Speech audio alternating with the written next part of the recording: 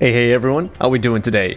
Happy Sunday to everyone, and happy Xbox and Bethesda Day as well. This is actually kind of exciting. I know I shouldn't be excited. I should not after what happened with the whole Summer Game Fest disappointment. We got some good things, but like we also got some kind of stinkers as well. So I'm gonna temper my expectations, but like at the same time, I don't know, man. I'm just excited. I like press conferences. I like the whole hubbub going on with them. So forgive me for my excitement. I also don't have chat up right now. What's going on, Eps? How you doing today? Thank you for joining us. Happy Sunday to you, brother. Hopefully you got some nice rest and relaxation in. Hopefully you got that. I am still sitting in a situation. Hold on. Let me see if I can find something real quick.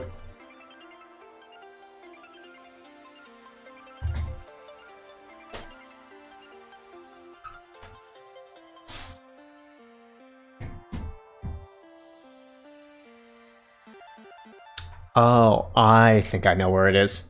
Hold on, guys. Give me 1 second. I'm gonna go see if I can find something real fast. It's been bothering me the last few days.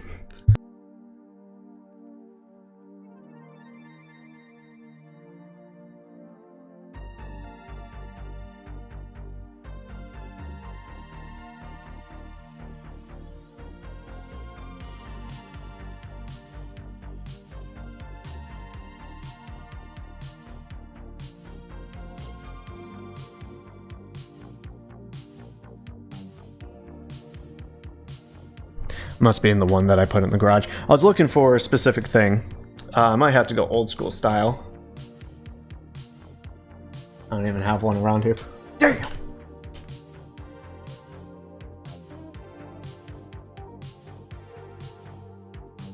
It's Sunday. It's day for rest, relaxation, and all that fun stuff, and it's press conference day.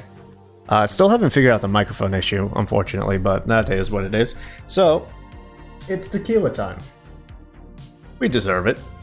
It is what it is. It is what it is. We got 23 minutes left until the conference happens. There are a few different things that we can go watch in the meantime. Cheers. Yes, I'm using my bad Dixie cups because I still don't know where the hell my shot glass is. It's in the garage. I know that now. But it doesn't help it, because it's not here right now. Anyways.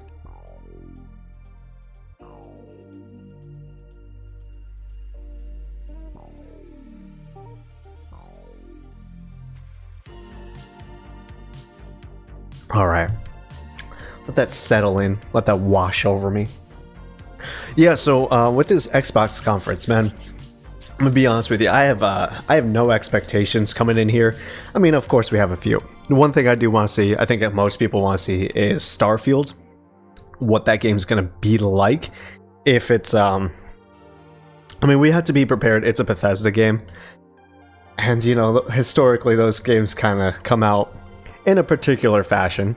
Not always the greatest, not always the most stable, maybe not even the most innovative, but they can be fun. For sure. I definitely had my enjoyments with Fallout 4. I've definitely put in a bunch of hours into Skyrim, and honestly, like, Fallout 3 is still one of my favorite games of all time, regardless of what people may think of it. Still a fantastic game. So I am excited to see what a new next generation Bethesda game is like. If they're going to still be using Creation Engine, or if they're just going to kind of keep it with the old same thing, or if they're going to advance it on into something new. I think they're using Creation Engine too, but it says as long as they learned from the mistake that was 76. Yes, initially, yes, I agree with you. Launch 76, not fantastic idea, but that wasn't. I think that's ZeniMax. I don't think that was Bethesda Studios, right? Bethesda Studios didn't make 76. Bethesda published 76, but the actual guys who make Skyrim, Fallout 4 and 3, they didn't put out 76. And I don't know, haven't played it, speculation, hearsay. I've heard that Fallout 76, since some of the updates, has been fantastic. They added in NPCs, they've added in an actual quest. I do not know, haven't touched the game. but I've heard it's actually pretty good, one of the better Fallout experiences as of right now. Bethesda Game Studios. Yeah. So I don't know. I like games. I'm excited to see what new games they have to offer. I would love to see Bethesda come out and announce, if I'm going pie in the sky, I don't care about Starfield. Cool, great, love sci-fi, I love my Mass Effect type games, but I would love to see Bethesda come out and announce a new Dishonored game. That would get me the most hype as of right now. I'd be like, yes, let's go. And then maybe like, I know we're in that age and maybe some people don't want them, but like a remaster of like maybe Morrowind or something. It still runs, it's still good, you can mod it, you can play it. But like, I would like to see maybe something like that. ZeniMax was ESO? Maybe. I thought ZeniMax was like the parent company. Like, it was like, parent company is like ZeniMax, and then like it was Bethesda publisher, and then like Bethesda Game Studios. But maybe I was mistaken. Maybe that was before Microsoft bought them, or maybe I thought maybe ZeniMax was under Bethesda. I know Bethesda is a company, and I know there is a separate Bethesda that creates the games specifically. So like you have Bethesda that can put out Duke Nukem Forever, Bethesda that can put out and publish Dishonored, but they didn't make those games. They published those games, very similar to Gearbox.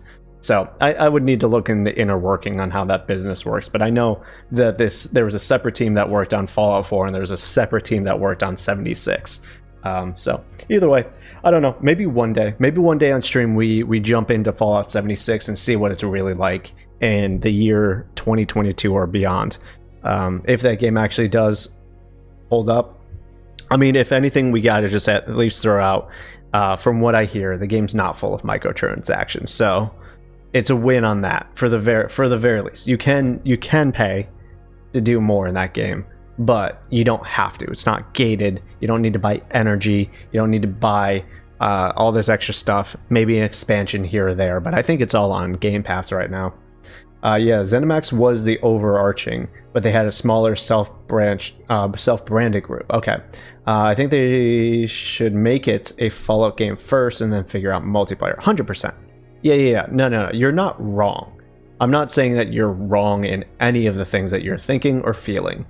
I would just, because I haven't played it myself, I can't say whether or not one thing is accurate or not, because I haven't played it.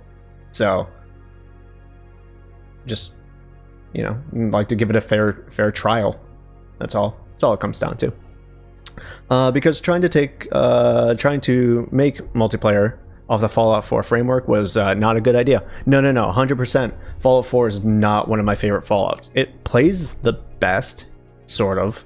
As far as I was really appreciative. Like, it looked fairly decent. I think Bethesda needs to work on their animation library more than anything. Very similar to BioWare. You can tell when they have a lot of the same old animations. But like the gameplay of Fallout 4 worked pretty well for what I would say. The maybe town management builder was a little janky, but that's fine. It's just part of the game. The rest of the game worked fairly well. I don't really remember running into as many bugs as I did Fallout 3 or Skyrim.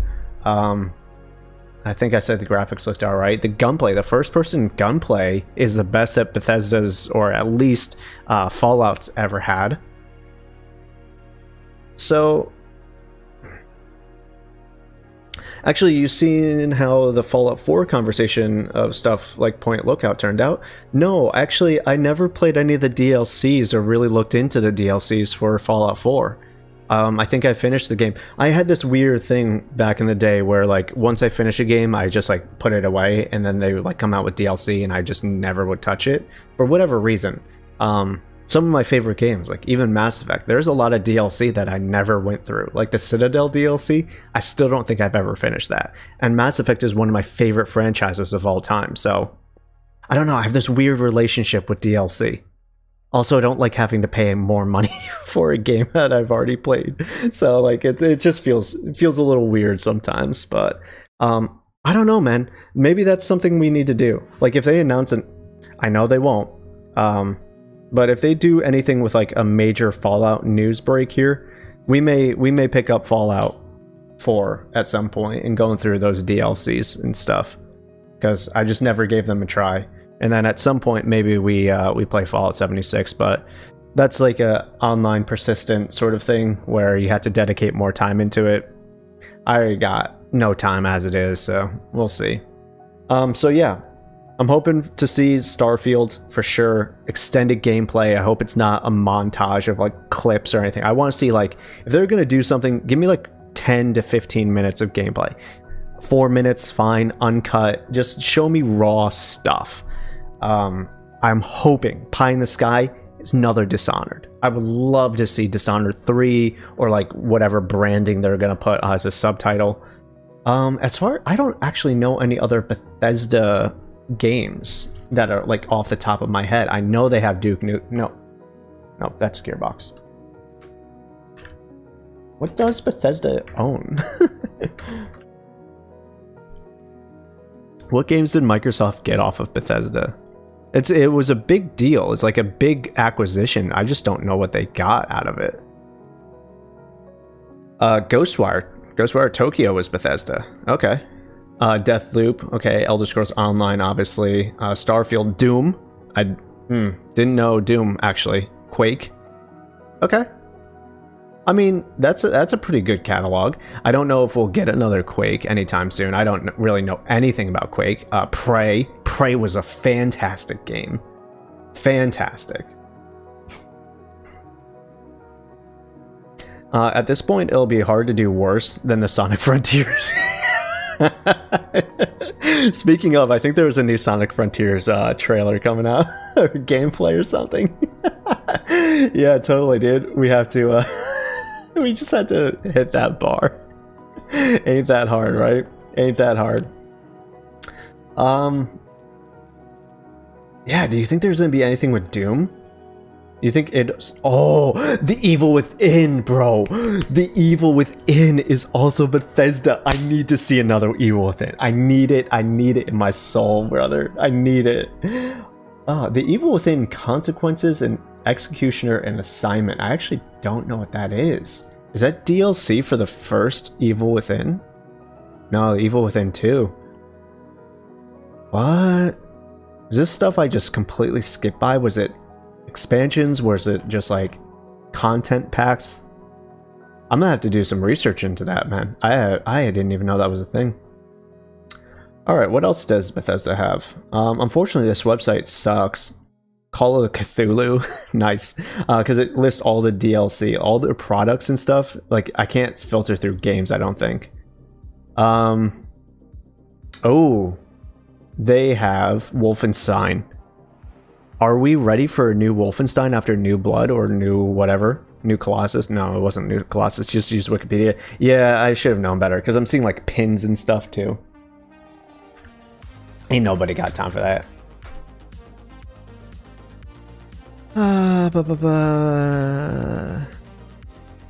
Bethesda Softworks. Okay. First one, Wayne Gretzky Hockey. Let's go. Ooh, they have Terminator license of some sort. Rogue Warrior. Rage, dude. I just saw this. What if? I'm just throwing it out there. I don't want it per se, but I kind of do. Like a little bit of cynical side of me wants it. What if they announce Brink 2? And what if they come out here like, we here at Bethesda are proud to announce the next iteration of the hit critically failure franchise, Brink. Dude, I was so excited for Brink back in the day before like I understood what games were all about, bro. I swear to God, I watched the gameplay, the trailers. I showed my friends. I got all my friends to buy Brink. And I mean all my friends, I got like 3 people to buy Brink. We were ready day one to hop into Brink. We were hitting up the character customization. We were choosing what faction we were going to be. We were thinking about all the shit we were going to do. Because like Brink looked like it was going to be just like the next, what I would call the current iteration or the past iterations of like Fortnite. Like I thought we were gonna like jump into Brink, spend our time there, just like MMO like back in the day. And I just like, No, the game sucked. The game was so bad, dude. Oh my god, we played like 2 days of it and we're like, I can't do it. I think the second day was like, okay, first day was rough. We'll see if maybe second day gets a little bit better. No, no. I'm surprised they still list that shit, dude. Oh my god, that's hilarious. Sorry, let me catch up. The new Prey, not the old Prey. Although the old Prey had its charms. I do want to play the old Prey. I actually think the old Prey would be really fun to play through. I have a special place in my heart for old school games. And I think I can get it on GOG now. Or I may already own it. Something like that. Look, you're up against Sonic Frontiers and Diablo Immortal. You can probably announce almost anything, it'll go over well. Listen, once again, I'm just gonna throw this out here. I'm level 28 in Diablo Immortal right now. The game's fun. Alright, I understand that endgame and microtransactions, and yeah, there are definitely like pop-ups that like, hey, you can buy this 99-cent thing, or there's a battle pass, but the game is actually a good Diablo game. First and foremost, like, I'm playing it on my iPad, like my iPad Pro. It looks really good. Don't jump on the bandwagon unless you played it. I don't know how the rest of the game works, right? I don't know if I hit like level 32 and it's just like, yo, content wall blocked. Gotta pay to get upgrades. But like, I'm playing through the game story right now and I'm doing fairly alright. And like for a Diablo game, it's got story in there. It's got the same gameplay mechanics that you know and you love, like maybe a little simplified, but like, I'm still playing that shit, dude. I dropped Ni no Kuni Crossworlds for Diablo Immortal. That's all I'm saying, is like, it ain't, I get it, it's predatory, and if you don't want to support a game that has predatory things like that, but like, I don't have an addictive personality as far as like gambling, microtransactions, or anything like that. I'll support a game if I feel like it's worth it, but like, I'm not gonna just spend, like, oh, it's just 99 cents. I'm not gonna do that kind of thing. Overall, it's a great game to play while I'm like watching TV, winding down for the night, put an hour in right before the end of the day. Sorry, I just saw your Discord thing, the list of Bethesda games. Just waiting till they differentiate the graphical icon of the legendary rune thing and the other legendary rune thing that offers abundant gems. I have no idea what you're talking about. Absolutely no idea what you're talking about. I'm not saying that like you're talking nonsense. I just haven't gotten to that point. I haven't gotten a legendary anything. So I'm gonna take no. I've been fucking around in the open worlds, and I am like legitimately I just hit that second town. I couldn't even tell you exactly what it's called. But I just beat off, her name's not Lilith. When you go to like the graveyard and you have to like defeat like the lich, she's like, oh, my master. I'm gonna summon this dude. Like I've literally just like, I haven't been doing that much of the story. I've just been like wandering around the environments, killing things.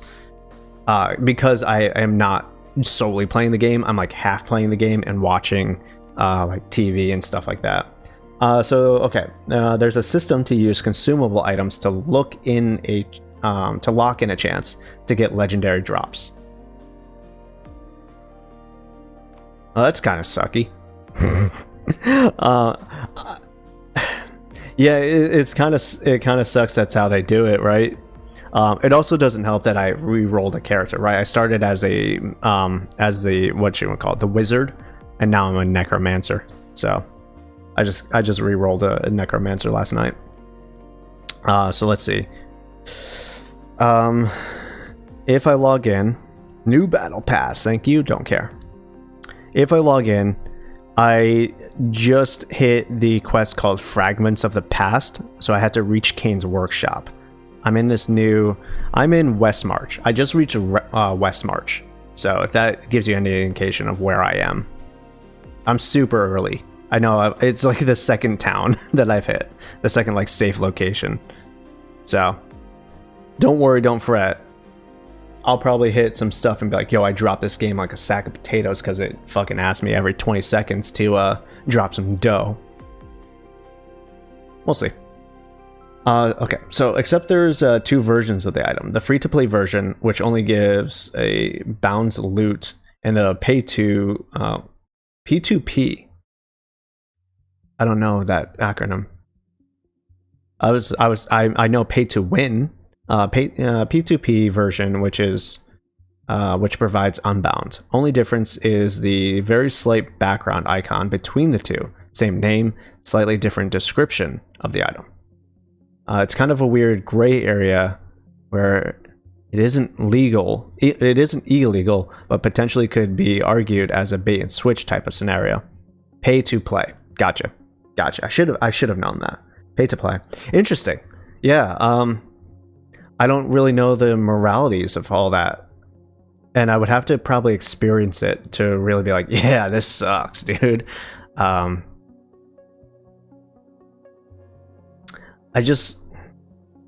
don't, because I'm only reading about it from you, I don't, like, I'm a visual learner, right?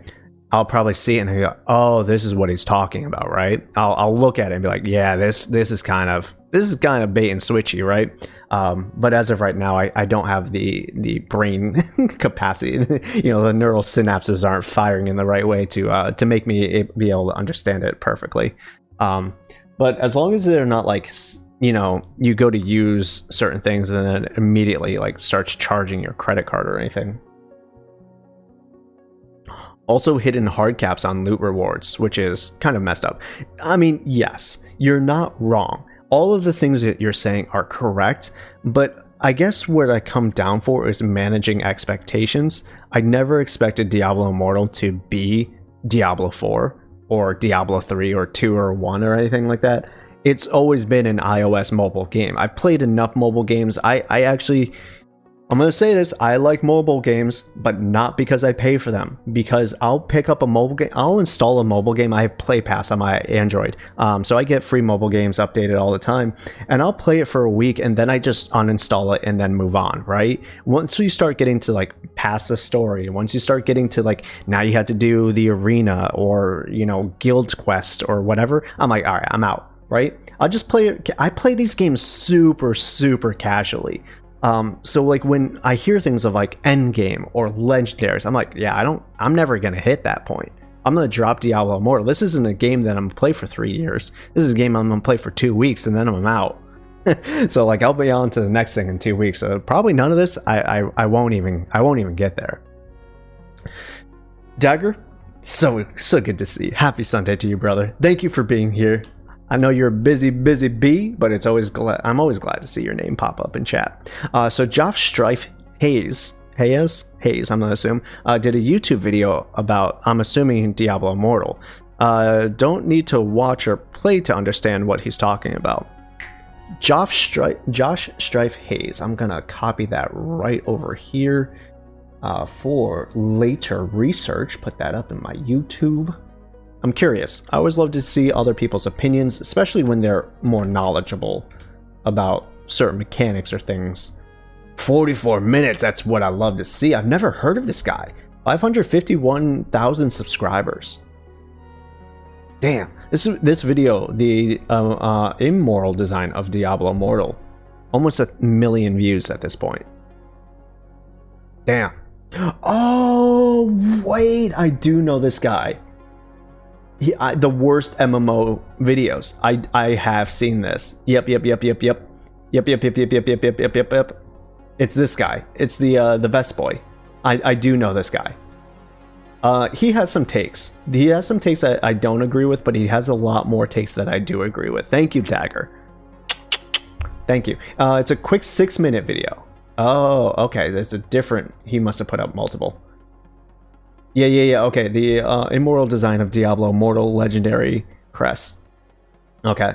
Yeah. I see the one you're talking about. So he has literally almost the same title for the second one, right? It's almost like it's going to be a series.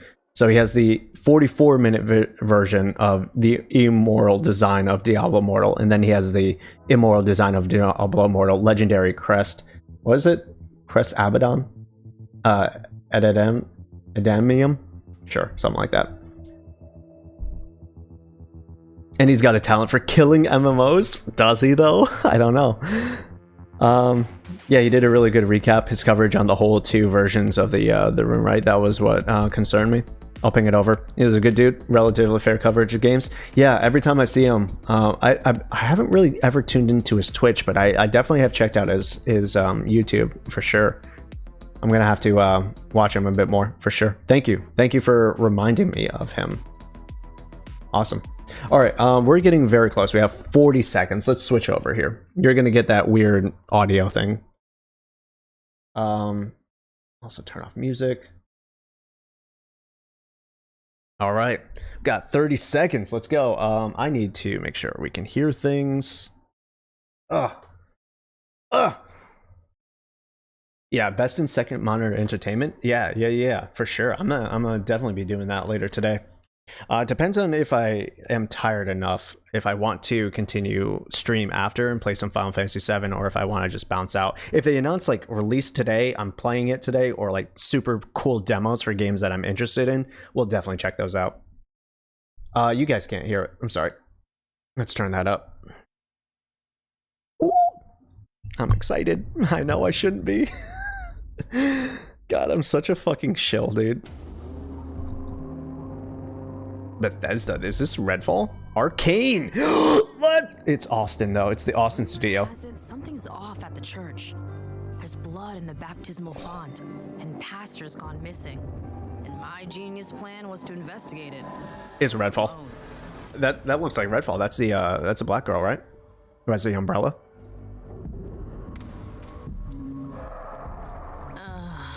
Of course. Don't stress, Layla.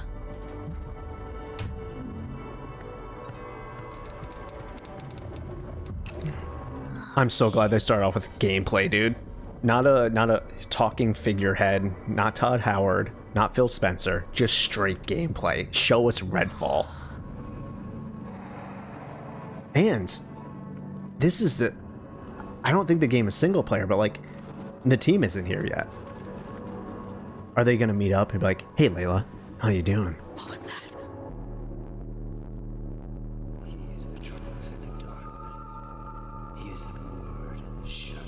Yo!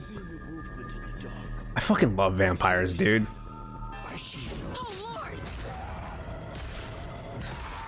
This game's got some spooks, right? But it's not like a straight up horror game. Mr. Majora, thank you for joining us on this beautiful Sunday Xbox Bethesda press conference. How are you today? Second in, good gameplay sells the game better than any words ever could, 100%. Hopefully they've learned this, right? Because unfortunately they have a lot of announced games, but not a lot of gameplay for these, or release dates really. So hopefully this press conference is a lot of oof, that was super bit ready. Hopefully this is a lot of gameplay and updates on previously announced stuff. You know, Redfall used to look like it was straight out of a postcard.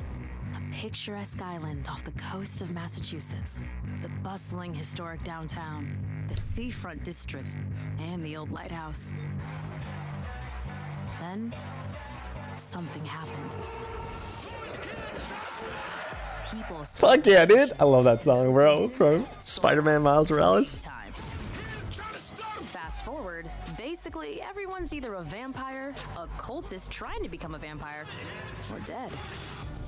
And these aren't just trashy movie vampires. These monsters blocked out the sun and pushed back all the water. Totally cut us off from the outside world. Gotta admit though, if I have to be stuck on an island full of vampires, I'm glad it's with y'all. Feelings mutual, I guess. Aw, See, I like this. This is a good presentation. They started off with gameplay, they're showing more gameplay, but they got like... That's actually really cool. But they got like commentary kind of like explaining what's happening. Resident expert on all things creepy. I prefer the term cryptozoologist, but to each their own. Last but not least, I love that. Layla, dude. Layla's gonna be my girl. Powers. We've been digging for answers but haven't found much beyond blood and death. Luckily, the vampires and their sycophants aren't discreet about where they like to nest. I'd bet the answers we need are inside those tourist traps turned fortresses. The ride of your life. Bloodsuckers and their fan club near the festival. How open is this world gonna be? Is it like level based, or can I just go around this entire environment doing missions and stuff? Like, what's the moment-to-moment gameplay? Cultists could go straight at him, Oh, Just get this done. and there's cultists too. Oh, I think we knew that, actually. I think we knew that. Dude, you can like sneak around and like take out targets. Oh shit, blood bag. But like, are we collecting They know we're here. Look alive. things? Items? Is it like the quarry where you like have to extract and like get better weapons, or is it mission based? Are we accomplishing tasks? Are we just trying to get to the end point like Left 4 Dead? Yeah, gotta commend them. Teaser giving us questions at first and then start to explain gameplay while showing it. Yeah, this is a good presentation. I have more questions now. Tells me there's a nest nearby. You're what? Dev, that's not a thing.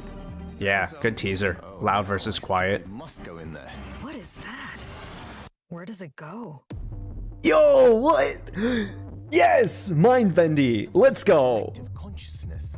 That's impossible. There's Fuck with my brain, Bethesda daddy. time. Why'd they have to mess this up for me? Yeah, it looks instant space with a blue wall. Okay. It'll collapse any second. Run!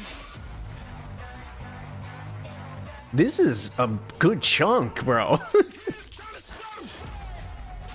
Stay alone or with squads, bro. Yes.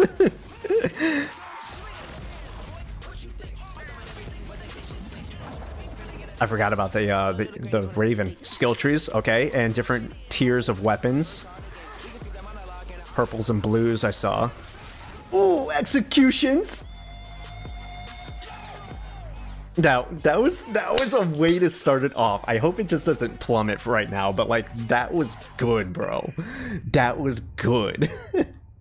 Yeah, I'm definitely checking out Redfall. You got vampires, I'm in. But like that was a good presentation.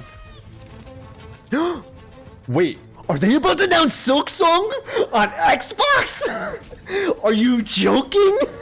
People have been itching for this shit, dude, and Xbox got it though.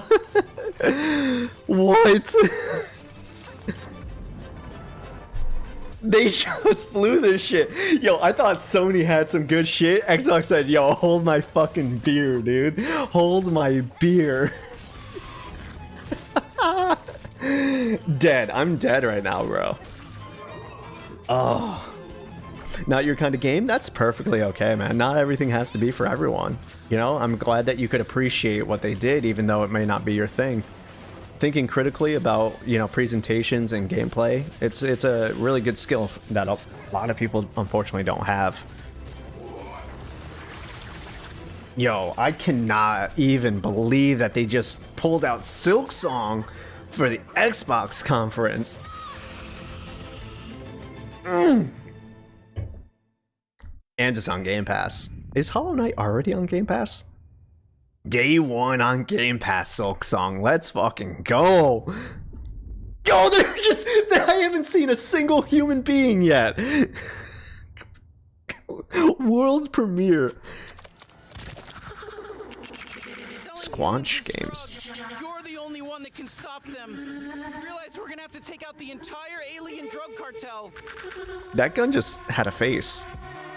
Rick and Morty. Okay, from the creators of Rick and Morty, of course. I should have seen this coming. In what, space? Everybody lives in space, including you. All right. It's always that same voice too. Only rescue my friends. They're Gatlians, just like me. All the guns are different types of fucking aliens. They all have faces. Dinner first and some bubble bath maybe first. Look at us, blasting away.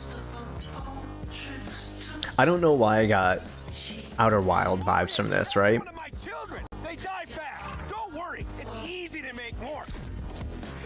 I could see the guns getting annoying, but like, ooh. The frame rate though.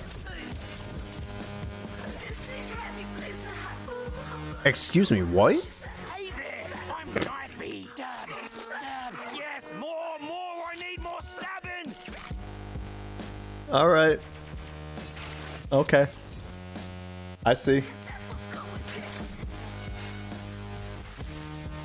Yeah, there's a few talking guns in the last 2 years that have been really popular. Really? I saw this becoming a popular thing. Talking knives, yeah. There was a VR game like this, really. High on Life. I mean, I would need a demo on this. Okay, well now, I could see this as October 20th. Okay. I could see myself enjoying it, but I would need either reviews or demos to find out for sure. Welcome to the Xbox Bruh. and Bethesda Game Showcase. Bruh, I'm good. If they ended it right now, I'm good. Before. For the first time ever, our entire show is focused on games you can play over the next 12 months. You're going to see more gameplay than we've ever had in a show. Yo, what? What? Gripping narratives. All in the next year? Titles. And my favorite, the most anticipated open world RPG of the last Starfield. 20 years. They're not pulling out 2024. Ahead. Bruh. And the best part is, with Xbox, you'll be able to play those games in more ways than ever before. You can Sarah play on Bonds. console, PC, or on the go with Xbox Cloud Gaming. Bro, You can play with who I'm you turned want, on right where now, you bro. want, and These when games you have got want. me turned Today, We're on. going to show you more than 30 titles that are coming to Game Pass. And that's 30? just the hundreds of titles coming to members over the next year. Our next announcement shows that the benefits of Game Pass go well beyond the console. Even if 25 of these are indie games, I don't care. That has built some of the most played, most watched franchises in the entire world. And now, all Game Pass members will be able to unlock the benefits for these incredible games on PC and mobile. What? For over a I know decade, xCloud has been a thing, but thriving culture of competition and creativity around our games. oh, Riot. Plays with friends Sorry. to I think I misunderstood what she was talking about. amazing I thought she was creations announcing Game Pass for mobile. Our community has continually taken Riot games to new heights. Today, we're proud to invite the Xbox community into that world. We're bringing our biggest PC and mobile games to Game Pass. Subscribers will unlock every champion on League and Wild Rift, all Valorant agents, select cards in Legends of Runeterra, Valorant and League of Legends on Game Pass, bro. Thank you. That's for coming on the huge. and welcome to That's Riot Games. huge, brother. Yo. Oh my god. What a... How much money? Home sweet home. What?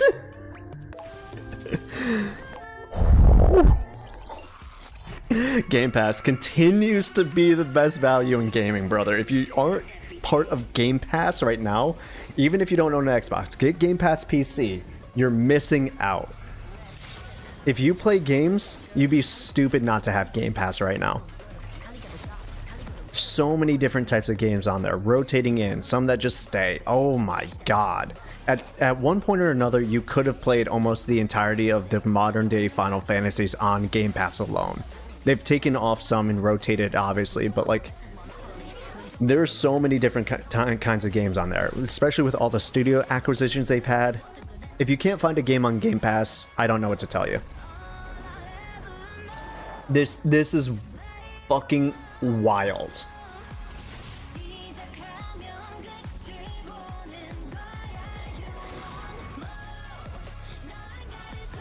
Because, like, everyone's hyped right about, like, PlayStation putting or Spider-Man, I should say, on PC and, like, Horizon and God of War and stuff. Like, and that's really cool. I don't want to diminish that. But, like, Xbox has already been doing that.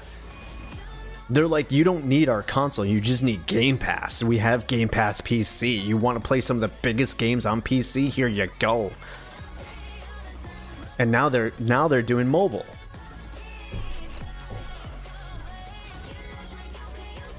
Oh my Jesus, bro.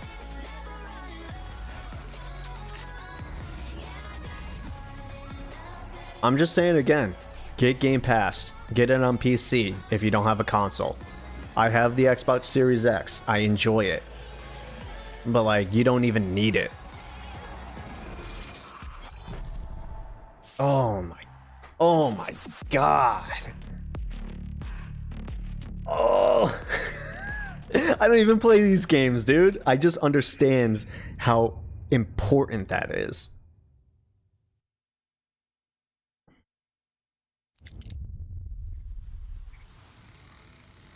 I'm sorry, Amicia. Focus Entertainment. For Hugo.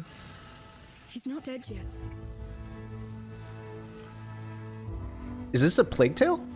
Is this a Plague Tale Requiem?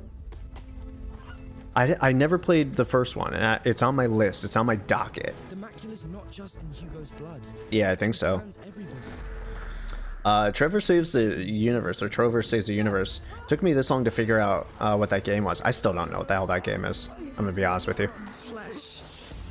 Yeah, this is a Plague Tale. Okay. Remember, no more killing soldiers. No more killing us. I really do need to play Innocence. Look out! There's a killer around here. One of our men has been murdered. That was a hot transition, dude. That was slick.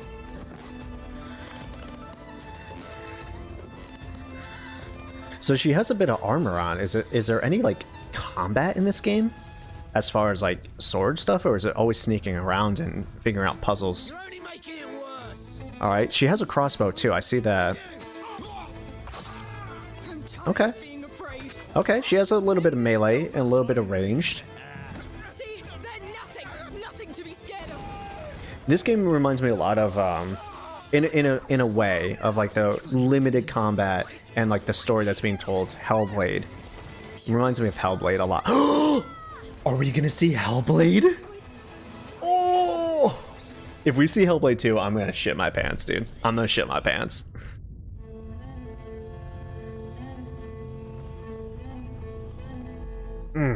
All of this coming out in the next 12 months.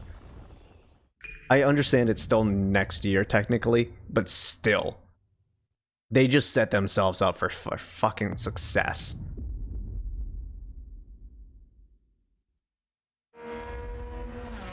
Forza. Alright. Not my type of game, but for people who it is. Remix on this. That's not a song I don't think I can play on this. Don't really know how the copyright thing is going to be, so I'm going to just keep on talking. Sorry for everyone who hates my voice, but I can't risk having my channel shut down because of fucking Forza, bro. That's never going to happen. Reflection's looking great, trying to find anything to talk about, because sports and driving games aren't really my jam, but man, this looks like a game. Video games are cool. Dynamic day and night cycle looks like all in 4K footage, but unfortunately the stream is only in 1080 60. Blah blah blah. Words and words. Sorry Hova, but you cannot be heard right now. Hasn't Forza been getting some bad press, or was that a different racing series? Completely outside of the racing series news and drama, so I could not tell you at all. I couldn't imagine what would be bad press about Forza. They've had a pretty good reputation for a while, I would assume, but again, I'm so outside of that industry or that genre. Forza Motorsport is back. I'm Dan Greenwald, GM If you have some news, and I'm joined link by it. Chris Sasaki, Tell me all about it. director at Turn 10. Forza is known for its photoreal beauty and state-of-the-art immersion. Built from the ground up to showcase the Xbox Series X and S consoles, including techniques like real-time ray tracing on track. This is the most technically advanced Todd Howard's coming out for Starfield, right? We can make that bet pretty confidently. Forza Motorsport. Welcome to Maple. Little teaser into gameplay. This track has been a fan favorite since the original Motorsport. So the drama. So one of the racing games raised the price of their respective cars to replicate the real-world nature of the vehicles. So like $5 to 40 or 60. Yeah, that would be a little shitty. I just don't know though, unfortunately. So I'm only getting your information based off that. It would suck though. It would be suck. Let's jump in with Single camera with no cuts. Damn, dude. I mean, like, even this compressed ass shit, I need to watch this in 4K. This looks really good. It's just the only racing games I play are Forza Horizon. So the Motorsport series has no... I don't have passion for it. 48 times improvement in the fidelity of our physics simulation. 48 times? Jesus. Let's advance time of day here and look at the world details. Yeah, it does look very nice. I'm like, again, for people who enjoy like Forza, Everything you see is new, and has been captured with photogrammetry and 3D material scans. like, how much better do graphics really get, brother? Techniques bring a new level of realism to the track. Do you like racing games, Eps? Is this like kind of one of those things you'll check out.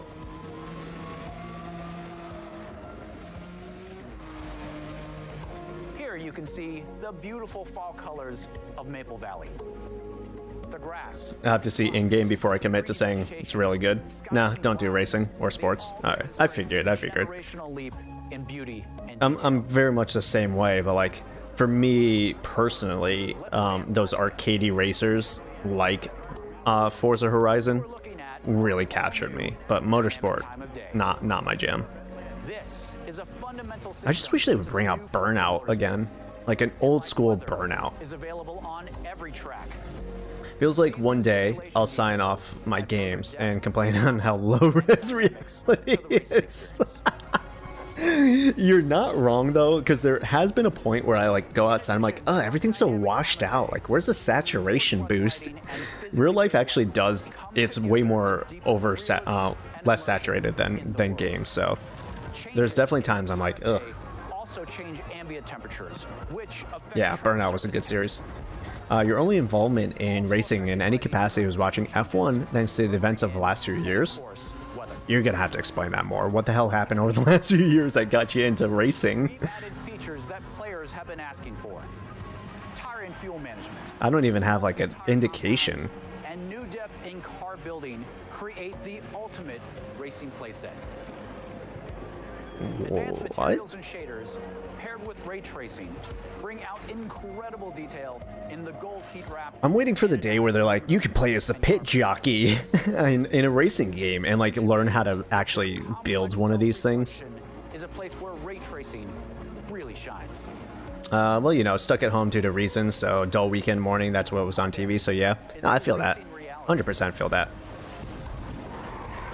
In Forza Ooh. Motorsport, car damage is reproduced down to the individual scratches on the bodywork. Okay. Now, how can you total your car in these games? Or is it kind of like how the other games do? You just have surface level details, but it'll always still drive. In the wheel abrasions, and even in the dirt buildup.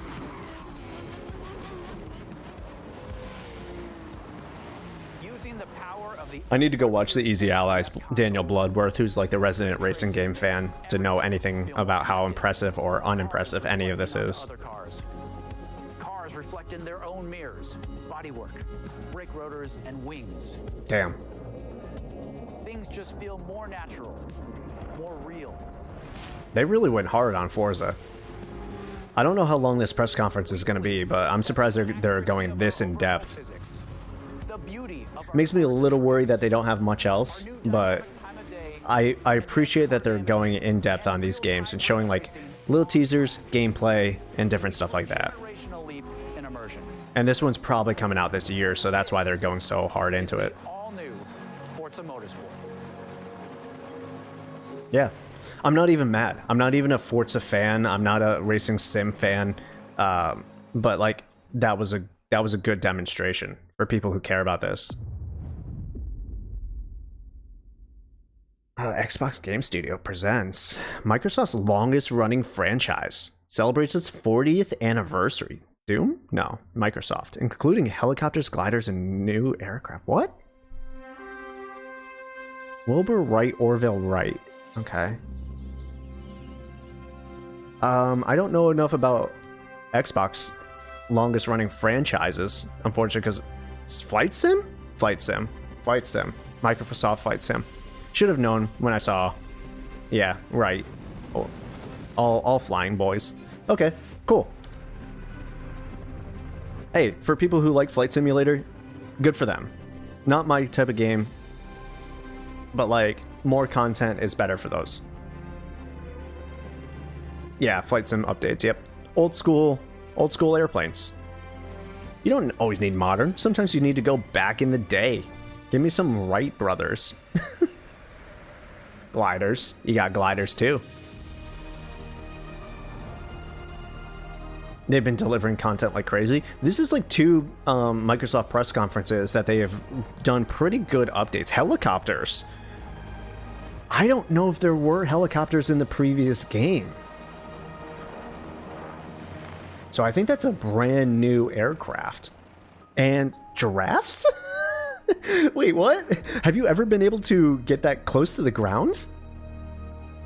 Can't shoot anything down, easy pass. Watch them introduce the fighter jet update, and like you get missiles and shit, and you'll be like, well, fuck, now I need to go play this game.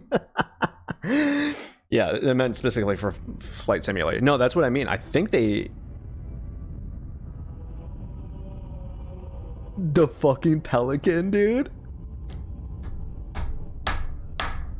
Are you joking? I might have to download it just to fly the fucking Pelican, dude. That's so fucking stupid, but I love it, man. Oh my god. No way, brother. You can go up into the stratosphere. Available today. Get the fuck out of here. Did they have the Warthog in a racing game? They did. Yeah. That's still fucking sick, dude. They did add the Death Star? What? I didn't know that. I haven't played the game. Overwatch 2, yeah. She's like, cheers, love, the cavalry's here. Huge. Huge. Oh, the Dark Star. I'm sorry. Sorry, I moved on to Overwatch, bro. If they announce and show Overwatch 2 PvE for Game Pass day one, The best journeys end, but a new one is right around the corner. oh, it's a theoretical aircraft from the new Top Gun. You know, I was talking to my dad. I just watched Top Gun, the original, for the first time last night. I know that's blasphemous. He felt so bad because he's the guy who introduced me all like movies and movie franchises, and he's like, "How did I miss Top Gun?" And I'm like, "I don't know. I just never seen it." He's like, "Brother, what the fuck?" So I got to go see the new one, maybe on Tuesday, but probably this weekend coming up. Yeah, it was a really good movie. I really like the original Top Gun, so I'm really excited to see the new one. My dad loved it. Dad was gushing about the new Top Gun. Little Foxy boy. Get in there. So far, we've only seen PvP. I'm curious to see if we get an update on PvE. It's been a long time, yeah. What? They put Diva in a ponytail? Oh, that's fucking unfair, dude. I'm in love again. Wait, who was that? Was that a new character drop? You'll like this one. I haven't been watching. Newest hero, the one with the mohawk. I don't think I've seen or. Oh yeah, that's a new character, dude, for sure. Let's fucking go. I had a good few months of enjoying the hell out of Overwatch. So I'm curious to see if they have a PvE for Overwatch 2. A free-for-all with zero rules.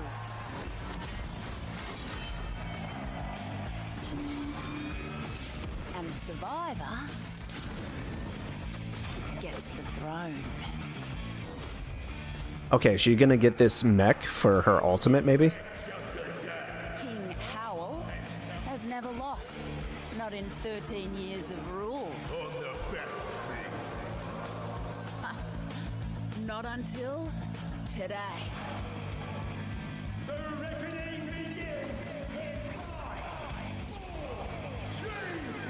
I mean, these cinematics are still top notch. I really hope they continue making Overwatch media. Fair fight? Like more shorts or like maybe a movie. I don't know. I'm a sucker for that shit though. See you on October 4th for the beta. Or early access? I don't remember what it said. World premiere. Hell yeah. Dude, I'm content.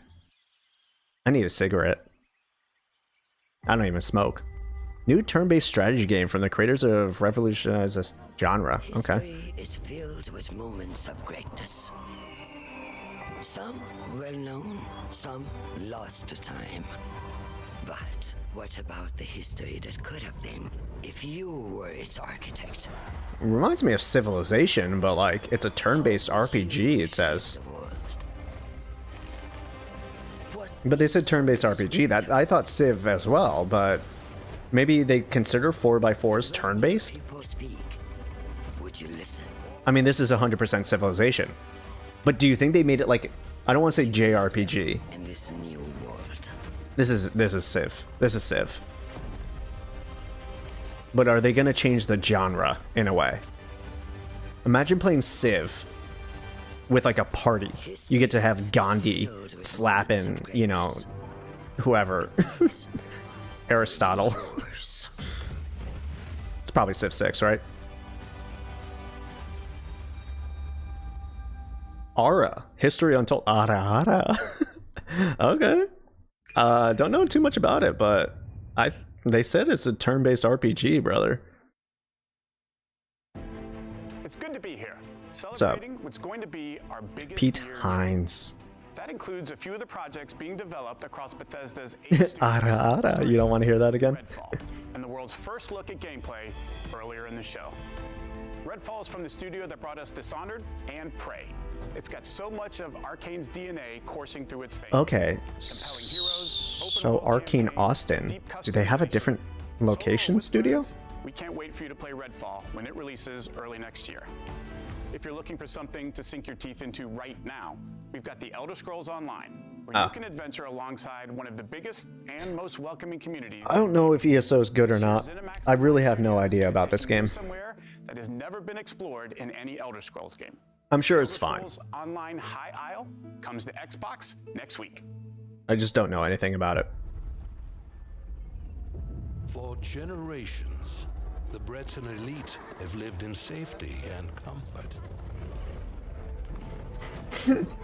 Did he just try to claim the most welcoming community? I don't know. I don't know. The pomp and circumstance and whispers of a sinister plot. Are you about to go to battle? You gonna get your free company to go to battle against the ESO community? Who has the most wholesome community? At the heart of the conflict. I don't know. I always hear ESO players just vibing. Like, I don't hear anything from them, so I have to assume that they're fairly wholesome because they just stay to their own little game. I don't hear them like being like the kind of vitriol that I get from World of Warcraft players, or the judgment that I get from 14 players. I mean, not that I get it, but like I hear a lot of 14 players being like, "We have the best game, like best story. How dare you skip the story? You just want to do the end game raids? How dare you?" So like 14 can be a little toxic. 25 this year. As we celebrate the legacy of this storied franchise, Bethesda Game Studios takes Fallout 76 players out of Appalachia for the first time and returns to a beloved location. Ah, bruh. Expeditions The Pitt is coming this September. Expeditions. The Pit, too. Holy shit, they're going... I hated the Pit DLC. I hated that place, dude.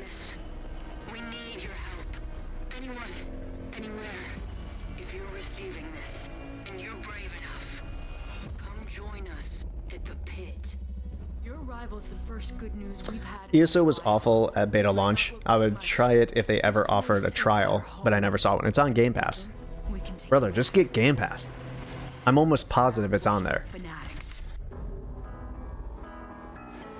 Because don't look at it as I'm paying 15 bucks to get just ESO. I'm getting 15 bucks to get all these extra shit that I love, or I could find.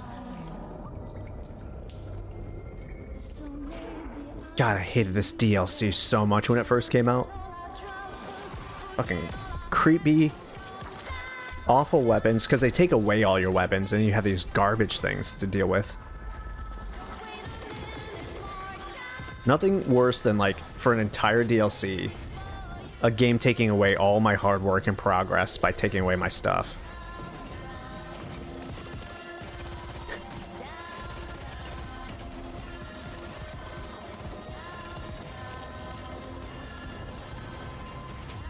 I can't wait to watch all these trailers in 4K after the stream is over. September.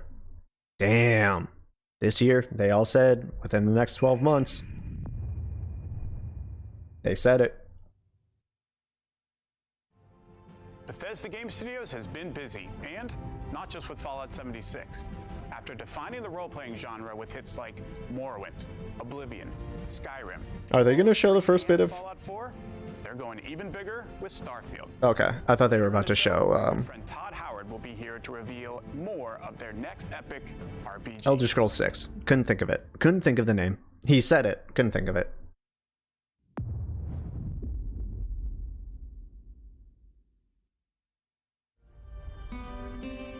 New Forza Horizon stuff. All right. I mean, I think it deserves a lot of these accolades.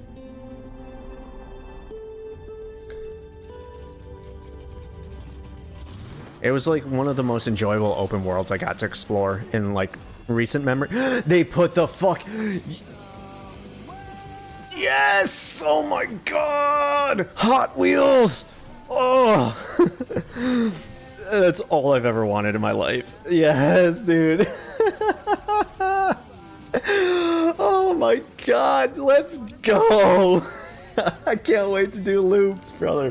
How is Hot Wheels in any kind of media the best Sonic game we've ever gotten? How in the world? Sonic Frontiers? Blech. Hot Wheels? Best Sonic franchise. Oh my god. Now I wonder if I could just jump on one of these tracks at any time, or if I need to queue into it. Like, can I go from open world, immediately hit like a ramp, and then get on these things? July 19th. Next month. Let's go! Yep. This was my press conference. They fucking did it, dude. Stories of a terrible war that happened across the sky. Heroes fought and died to give us a chance to start over. I know that bird. Why do I know that bird? All that I know from their Earth are the creatures they sent along with us. It's not Ark, is it? It's Ark, isn't it? Or no, Jurassic World? Or Jurassic something? It's Ark, okay. I saw the thing on his wrist. I was like, okay, there it is. Yep, alright, here we go. Are we gonna get Vin Diesel? But if anyone can tame this new world, we can. There he is! Yeah, oh yeah, they announced it before. We've seen this already. It was the worst trailer I've ever seen in my life. With the previous Ark announcement. Because they announced an anime with it as well.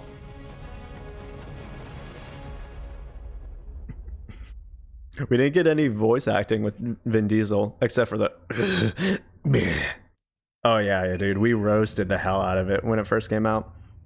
Yeah, they introduced an Ark anime. Which doesn't look terrible. But the first... You go back and watch that first Ark 2 trailer, it's bad. It's real bad. One of the worst trailers I've ever seen. Oh, is this that Hell game? It's got like a lot of weird penises in it. Bracing yourself for Starfield and the new Elder Scrolls especially. I may disappear off the face of the planet for a while after that. Not even gonna blame you for that. Dude. If it's anything... We've got a lot of space games lately, haven't we? But if it has any kind of vibes of just like Mass Effect, but just more open worlds, I'm here for it. I mean, honestly, I think the best that I can expect out of Starfield, I'm gonna say this and it's gonna sound like a negative, but I think the best that I can expect is the Outer Wilds, where like you don't really get space exploration. You'll just have a few planets that you can visit and like select on a map, and then you just explore those environments. Scorn, that's what it's called. Nothing about this game interests me. I'm gonna be straight up honest with you. It looks nasty, wet, and disgusting. I hate everything about it. When the gods first emerged from the great below, Kepler, again. as saviors. What? Instead, they unleashed a pestilence on our world. No one yet knows if you can kill a god. I, for one, intend to find out. Okay. You have my attention. Getting some minor God of War vibes from this, but you have like a Fennec Fox companion, dude. I'm here for that shit.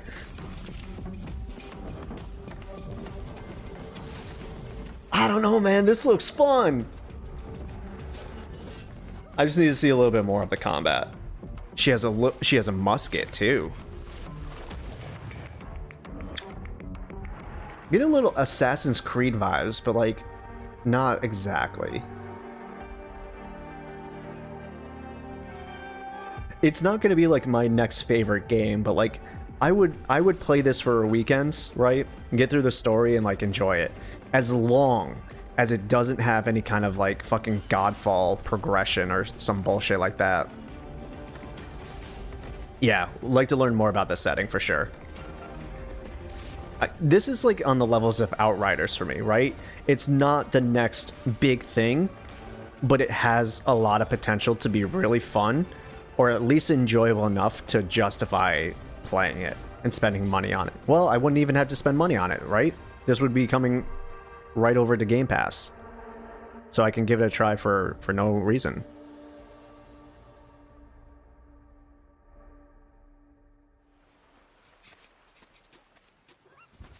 I love it. If I can't pet that fucking creature, I'm a riot.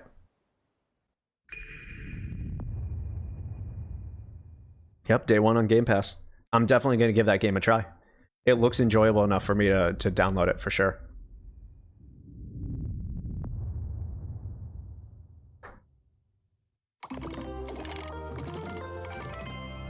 Mojang, Minecraft. Okay.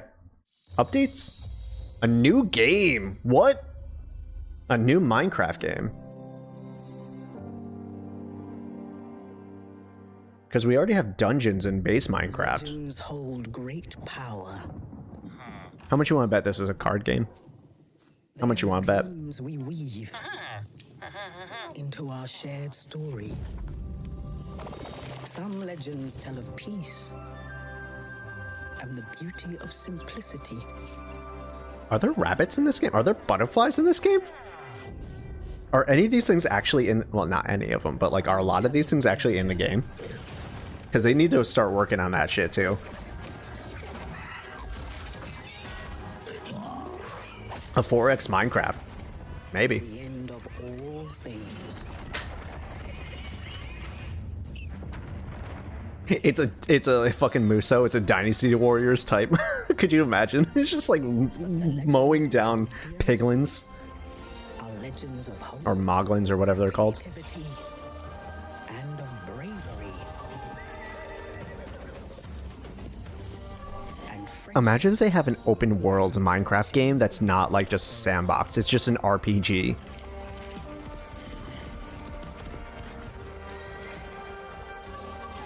This is the legend of a united overworld. What? United by you. What? What? What? It's like Dragon Quest Builders and Pikmin and...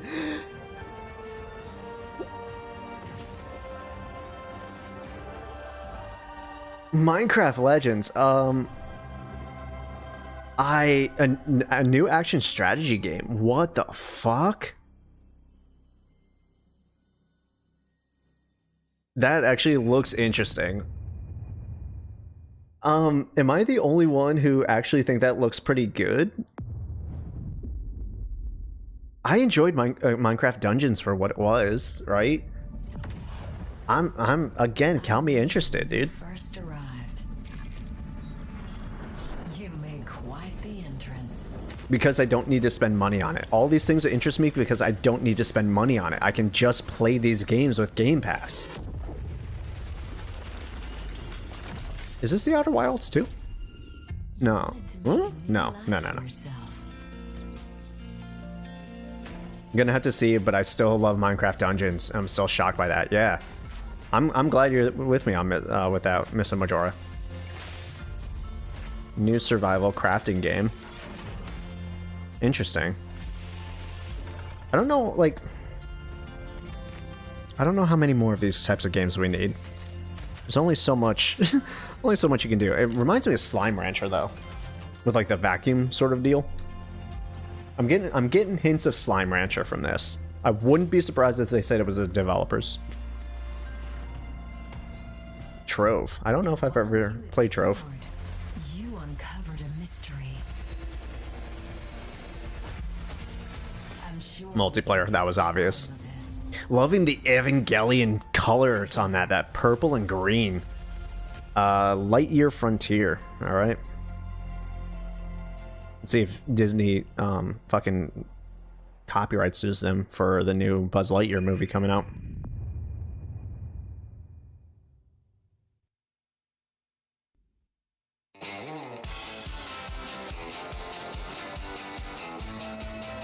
Ooh, nope. That lady won. Oh, Gunfire. I've heard of this game. I heard this was a pretty fun game to just like jump in and jump out of. Almost like Borderlands-like, but not quite.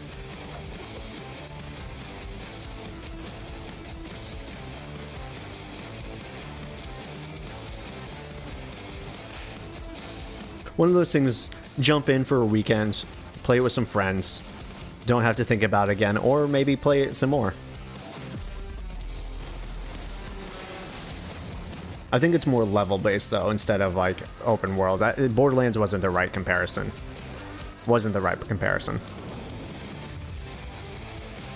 Unless this is a different game than what I thought it was. Maybe it just has a very similar style to what I thought. Huh. Not my jam, but could be interesting. Console exclusive.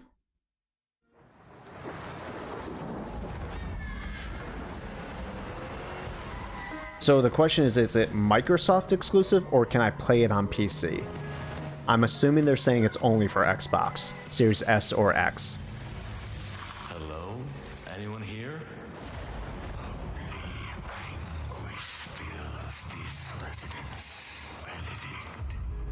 Benedict. I got a bad feeling about this. Oh, his hair flops, his little coif flops. First piece. There must be more. Okay. Listen, I'm here for this. This actually looks pretty good. My father. I can guide you through his memories. This is a fun weekend game.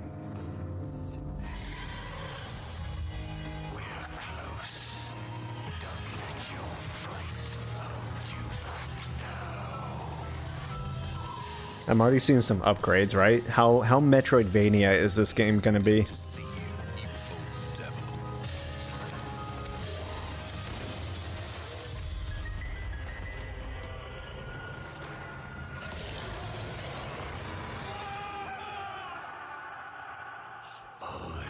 The Last Case of Benedict Fox. Yeah, I would play this. I would actually play this.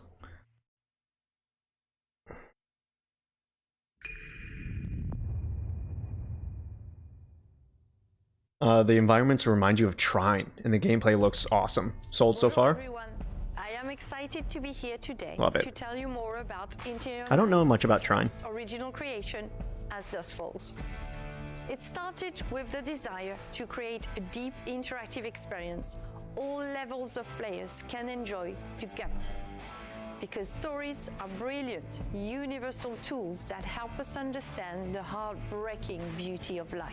Have we ever heard of Dusk Falls? This game is an uncompromising tale of family, resilience, and sacrifice, written like a prestige TV show with a unique motion graphic novel style that triggers the imagination.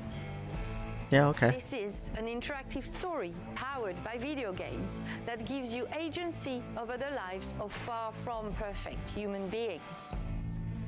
This is a thought-provoking experience you can play. You still have like 7 games to go through. They said like 30 games. We're only at like 22, 23. Falls is an emotional experience that we hope will leave a mark with everyone who plays it. Yeah, I'm not a huge fan of the motion graphics thing. I'm gonna be honest with you. I don't know. I like a nice like narrative where it's just like a more slice of life sort of deal, but I don't know. I don't know how the gameplay is gonna pull out. Turok is just a pit stop. Because don't get me wrong, I like things like, you know, Life is Strange and stuff like that.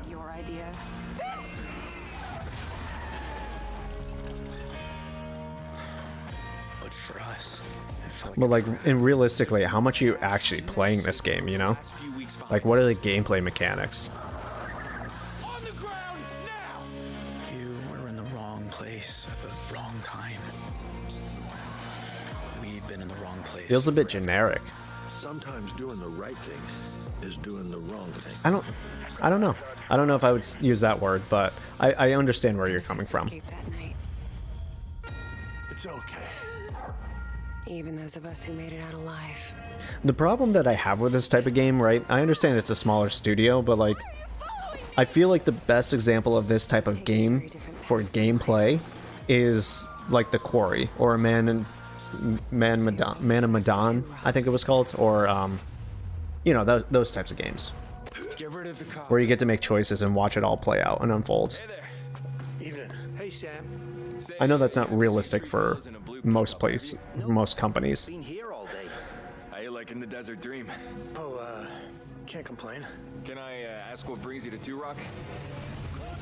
Okay. Yeah. All right. You do have choices. You do have choices. So it's almost like Detroit Become Human and Heavy Rain and stuff, but it's more motion graphic style. All right. Fair enough. Cool. Up to eight players. What? Next month. Wait. So like if I make a choice and Epps makes a choice, do we play different characters? So like I don't know how you're going to react versus how I'm going to react and our stories don't match up? Wait, what? Is this Blade in Naraka? That might have intrigued me a little bit more, to be honest with you, if like your choices affect my choices. Yeah. Oh, I'm sorry, Naraka Bladepoint. That's what it's fucking called.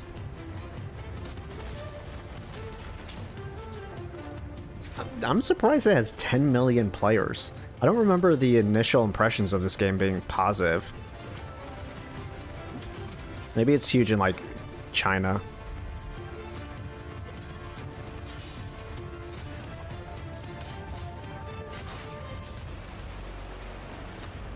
Overseas, probably, yeah. It has to be, right? I can't imagine this being like a hugely popular American game. I can't see it.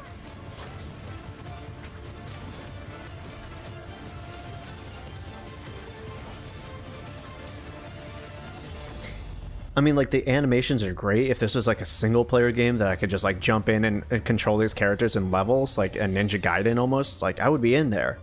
But multiplayer, nah. Interest, like arena thing, I don't know.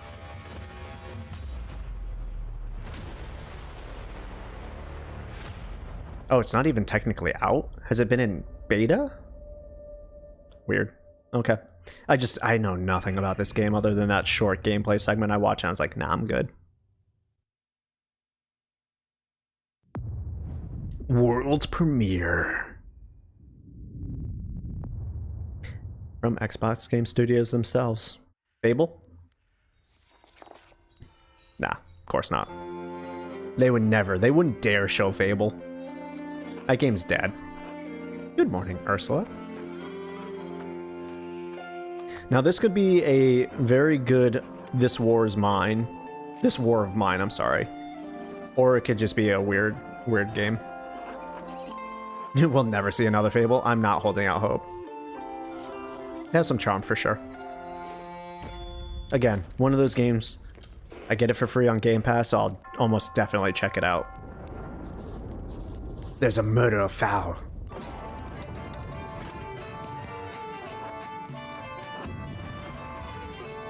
Huh.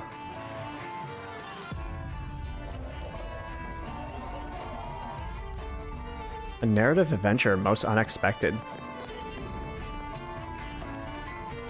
I just like the art style because it reminds me, obviously, it's inspiration from those old paintings.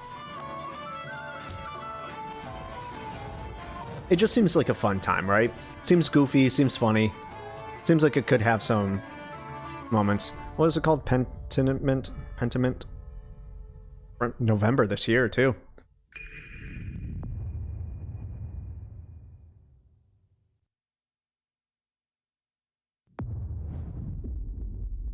I mean, we still have Starfield, man. Kids, are you ready for a new wild and wacky? I can't believe this. Stop by. Make sure you get your Billy Hog hot dog. Special breaking report. More local teenagers have gone missing. This could Oh, is this Grounded? It's Grounded. It's Grounded. teenagers from our otherwise quiet town. Either new information or the official release of Grounded with extra content. Please contact the police department. Hello, micro friends. Because this game is still in beta, right? Virgil knows you might be a little homesick, but that can be repaired. First, you will need to survive the yard against terrifying insects. Oh yeah, no. I wouldn't hold out hope on Elder Scrolls because they said all the games are going to be released in the next 12 months. So Elder Scrolls 6 is still at least 5 years out. So I wouldn't expect to see Elder Scrolls 6 information at least until 2024 or 5. Maybe 2023, but I would expect at least information, like good chunks of info until 2024 at least. But yes, definitely Starfield at the end. I would almost 100% guarantee that, unless they have like an in-house Xbox thing, like I said, Fable, right? If they say like Fable's our final thing, but Starfield is almost guaranteed to be the last. Yeah, it was still pre-release. I'd be interested to jump in there and see like, and now with the full story. Yep, that's exactly what I was looking for. Because like some of these armors and stuff actually look pretty cool.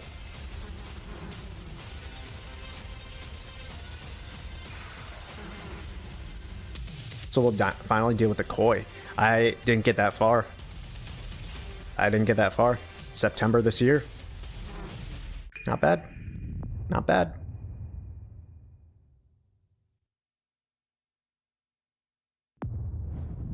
World premiere of a console launch exclusive. What was that? Baby what? Raw Fury. Helios. They search for someone who does not exist. The shadow. I like that character design. Of a scattered race. Lost. Until now. Now they have awakened the Erebon. Now they have awakened me.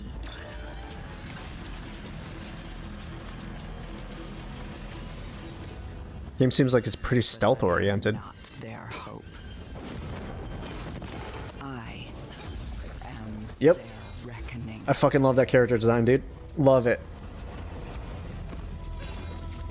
So this is very in a different style, obviously.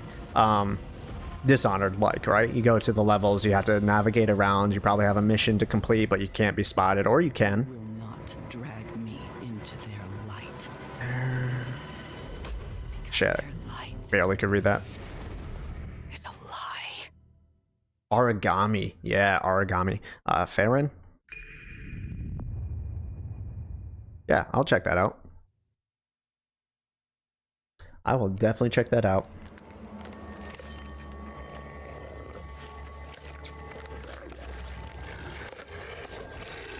I speak now to those who heed a darker call.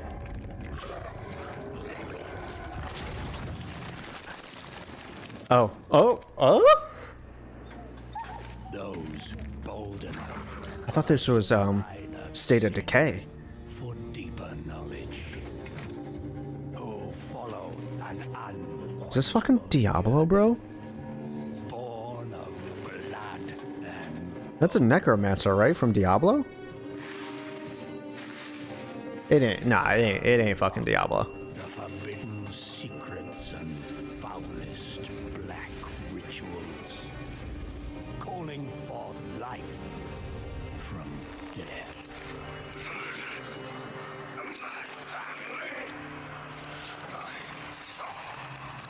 I mean, are they gonna have a Necromancer-focused game? Because that's unheard of. I don't think we've ever had a main character who's a necromancer. Truly embrace this power. You must take it into the world. You will be shunned, scorned, marked as a living sacrifice to this profane knowledge.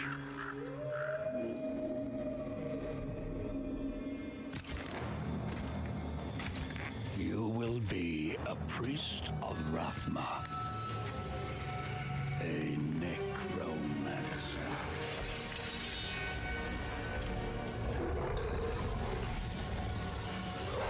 And you will not confront the darkness alone.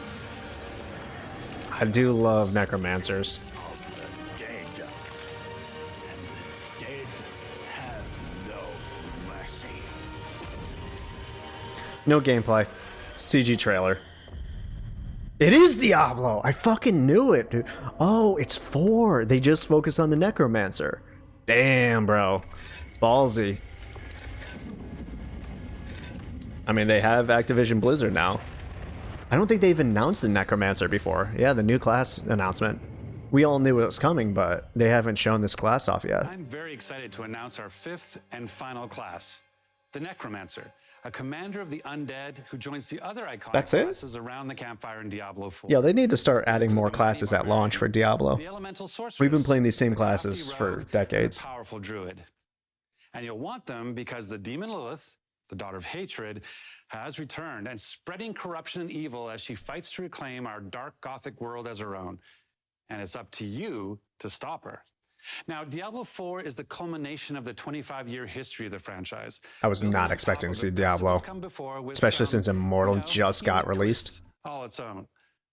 So let's dig a little deeper by watching, for the first time I might add, some Xbox Series X gameplay, while hearing from a few of the many people behind the game.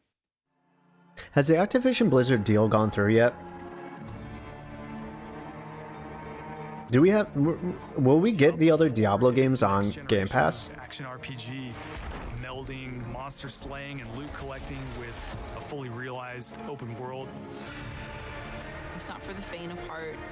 It's gory and unnerving. It's creepy. Diablo 4 is all about player choice.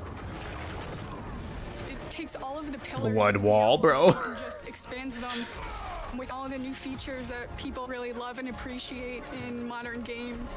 Show me that corpse explosion. Whoever you see yourself being, you can create in Diablo 4. It's important to include robust character customization because then I can play the fantasy that I want to play. I know Activision Blizzard has its detractors and a lot of bad shit has happened with this studio over the last few years, but like, I don't know, man. People actually did work on this game, so we at least have to Everything feels very powerful and fun. play it.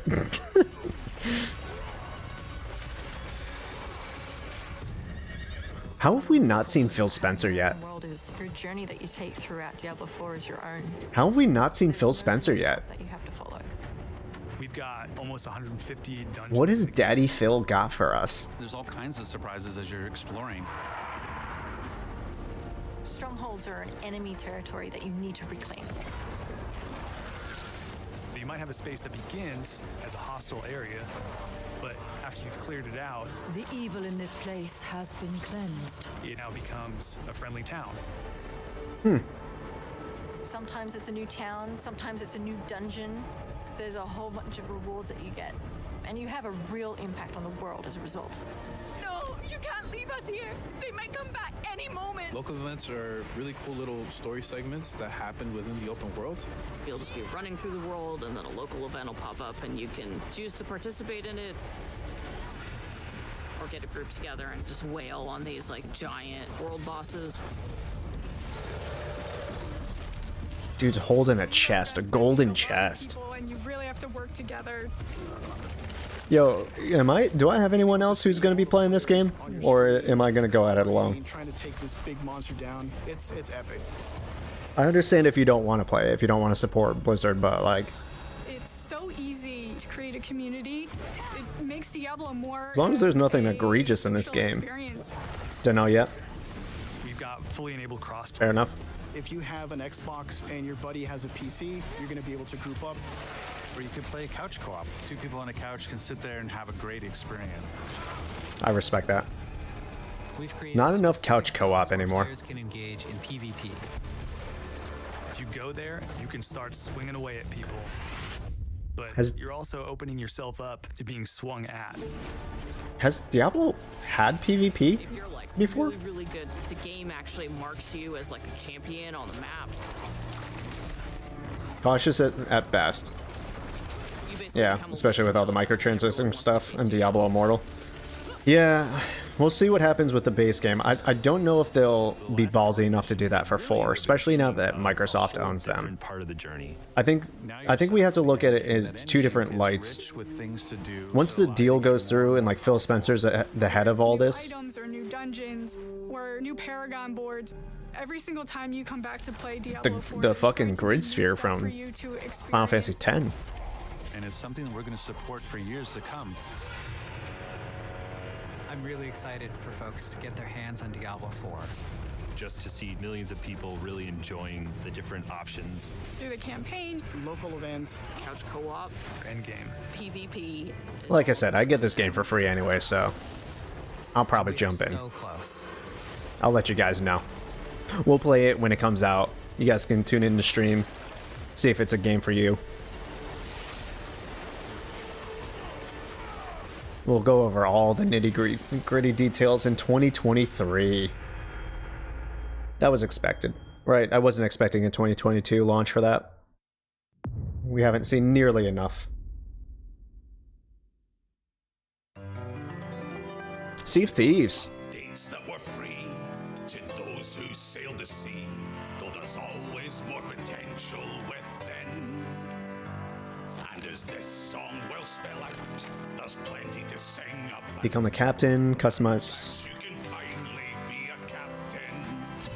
Can you imagine owning your own ship? Wait, what? Decorated with what you are. Could you not do that before?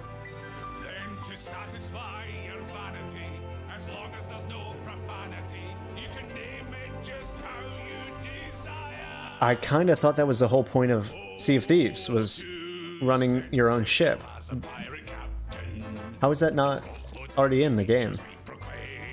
What is Sea of Thieves? what have people been doing in this game? And it's available with Xbox Gamepass, of course. I'll just set sail as a pirate captain.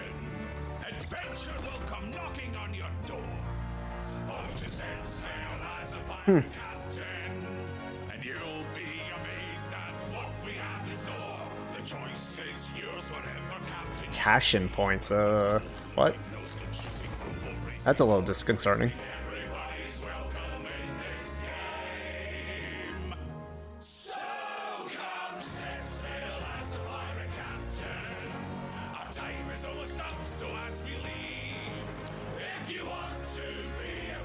Okay. Offloading loot. Okay. Okay. I just want to make sure it wasn't like a weird currency. They had cosmetic stuff like sails and figureheads. Season 7? And you can just now be a captain? Okay. Figureheads on the ship later on, but I don't think the ship itself was personalized at any point. Yeah, that feels really not good. I felt like that was kind of the biggest point. Go explore a bunch of stuff to customize your ship and your character. I'm surprised that wasn't a part of it. Really, truly, and honestly. I would never play the game because the open water freaks me the fuck out.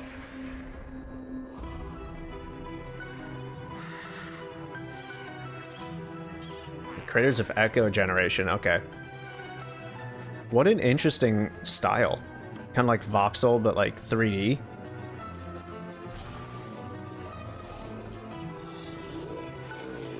Now what's the rest of the gameplay? There it is, there's combat.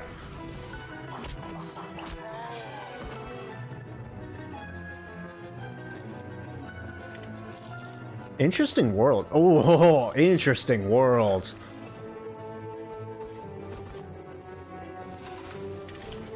You played Sea of Thieves. It was the only game I do not recommend. Whoa. Whoa. That's some harsh words right there, dude. Surprised to hear it. Ravenlock. Yep. I'm in on Ravenlock. I got the interest in the Ravenlock. Yeah, digging this for sure, dude. I do like the world design for this. Seems interesting.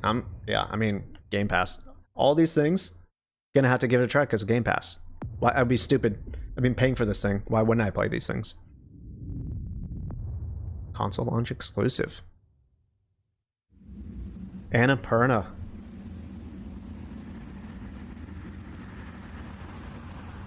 Another inside Limbo boy. All right, let's see what he's got for us this time.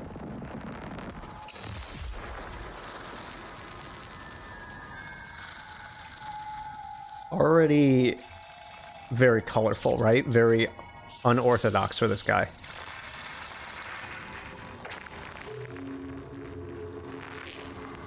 So how close is it going to be to the gameplay of Limbo, right? Where you're just kind of walking around in one direction. Is it more 3D? And yep, we already got 3D. Confirms 3D.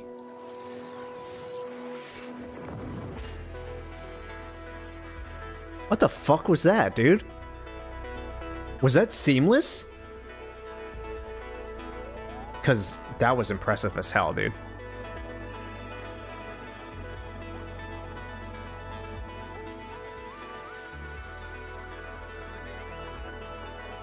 These orbs all have different utilities. So it seems like your character can only, like, jump and hold on to these orbs. Dude. It's like going into an atom. Cocoon. Okay. I mean, I've loved Inside and Limbo, so I'm here for it. Physics bending puzzles, yeah, it seems like. World premiere. Koei Tecmo. Damn, that's a thing I haven't heard in a while. I don't even know what games they make anymore, to be honest with you. Is this Dynasty Warriors? I don't even know what Koei Tecmo makes anymore. I couldn't even name it off the top of my fucking head. Team Ninja. I found you. Fuck. A fair bit these days, okay. So do you think Team Ninja would come back with a, I'm gonna call it a Ninja Gaiden-like, right? But like we can go in this modern day terms, a Souls-like, right? I don't want to say they were the original Souls-like, but they had that tough-ass gameplay. So I wonder if they would have the balls to come into that market space nowadays. Team Ninja didn't make Neo, did they? I've never played Neo. So I don't know. Wong, Fallen Dynasty, okay.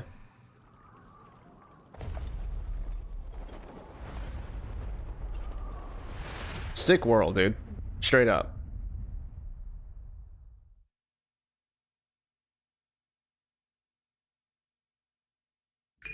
Did the Ninja Gaiden, Altair series, Fire Emblem, Neo. Okay, I actually didn't know about Neo. Who made it or what? Japan. There he is. Home to some of the There's most the boy. talented and well-known game creators anywhere in the world.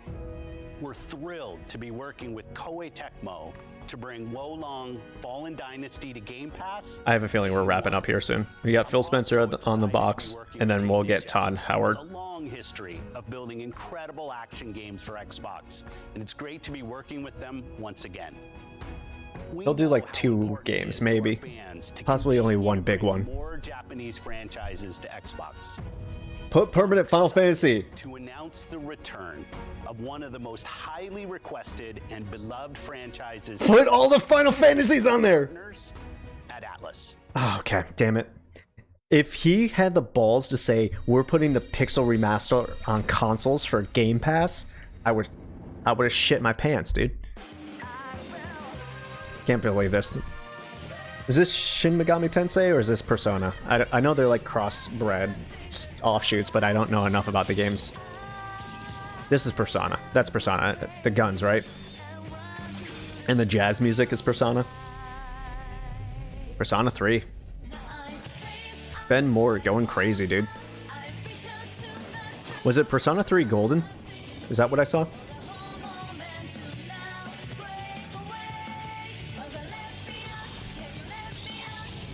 Portable. Okay. Never. Oh, it was Golden. Yep. Should have seen that one coming.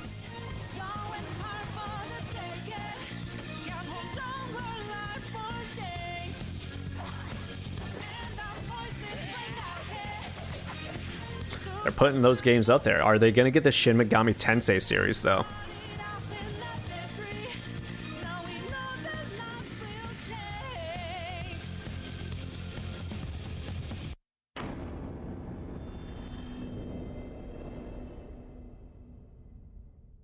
Royal, okay.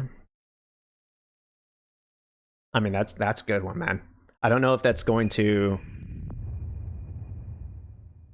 stay or if that's going to be on the rotating roster. Now, I'm excited to announce a special partnership between Xbox Game Studios and one of the greatest creative minds and innovators Todd in Howard. our industry. Yeah. Someone that I have admired for many years. Today, I'm pleased to share we will be working together to create a brand new experience like we've never seen before. No, something new. Kojima. I fucking knew it!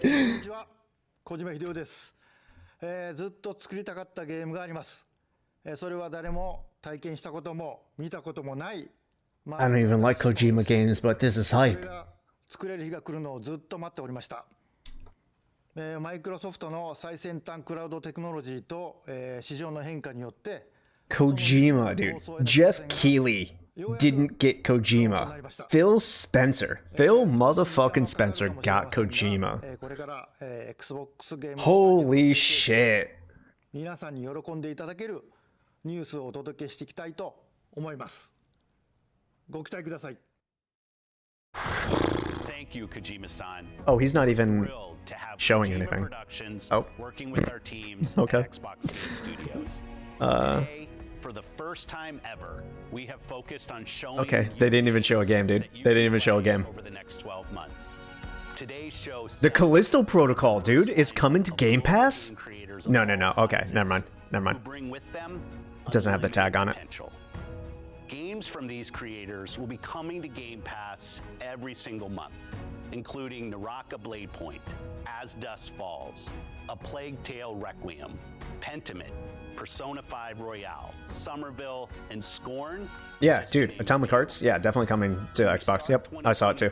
With I saw it the too. launches of some of the most anticipated titles from the teams at Xbox and Bethesda. This boy's about to announce Todd Howard onto the screen. We're about to see Starfield. Forza Motorsport, Wait, what? and more. This has been an incredible year. Wait, what? We achieved record growth across He just mentioned Starfield, but we don't have... with millions of people playing I our don't... games, Are they not going to announce Starfield? and we have you to thank for that. Uh-oh. Whether that's new players joining us through He just dropped Starfield, but I don't think or our longest they're going to show it. on Xbox and PC. We could not have done this without you. A year ago, we welcomed the talented studios at Bethesda Softworks to Xbox. There we go. Their I got so worried. at work, Oh my god. bringing their franchises to Game Pass, Bro, I almost pooped. shipping updates to their games, and building new experiences for you to enjoy. We know that everyone has been eager to see Starfield. Mhm. Our show today has highlighted gameplay, so it's only fitting that we end it with an extended first look at one of the most anticipated games I was so in worried. Xbox history. I was so worried he was about to say there was going to be a delay. I thought he was about to delay it, dude. I really had some fear. The wonder is not that the field of stars is so vast, but that man has measured it.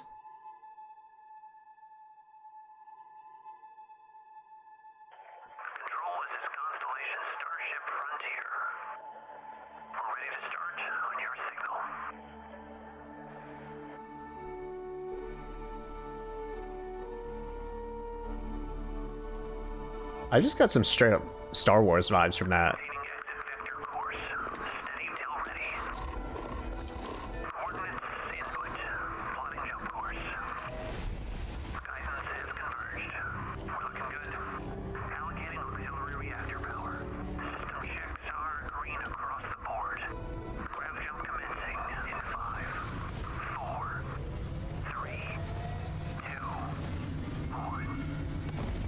Those lens effects, though. What's going on? Show me the world, bro. Show me my ship. Is there going to be combat, space combat, ship combat, ship exploration? Today, we're so grateful you're spending the time, and we know you've waited a long time to finally see Starfield. Of course, he's got a leather jacket, too. Our most ambitious game ever. Like our previous games, it's an epic role-playing game where you get to be who you want and go where you want.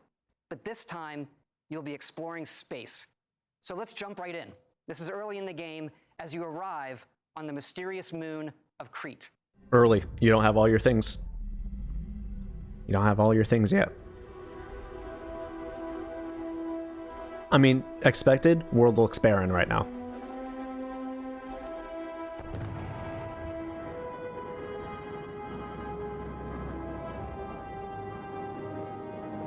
I'll be judging this based on Odyssey, fair warning. What?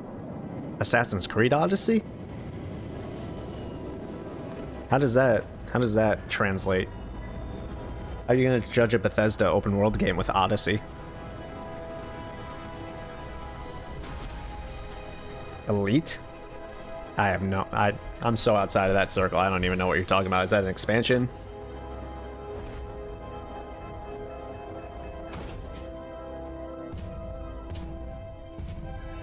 What? Using a robo-walker. Okay.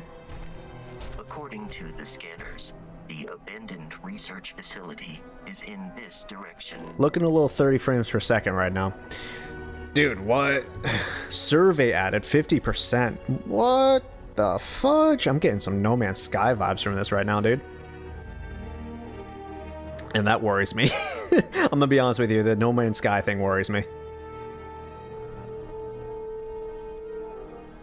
Very similar. This is just Fallout, brother. This is just Fallout. Same animations as Fallout. I know that walk. I know that swagger. I've seen that animation hundreds of times. That's that third-person Fallout swagger. So it looks like they're still using a lot of the same animations that they've built up in their asset library, which makes sense, but still. Dude, Todd Howard saw No Man's Sky and he's like, yo, let me hit that up.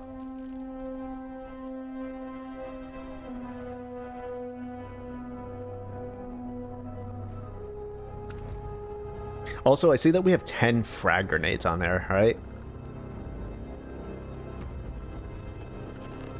It would appear that pirates of the Crimson Fleet are using the facility. It's looking a little framey right now. Doesn't even look like it's running at smooth 30.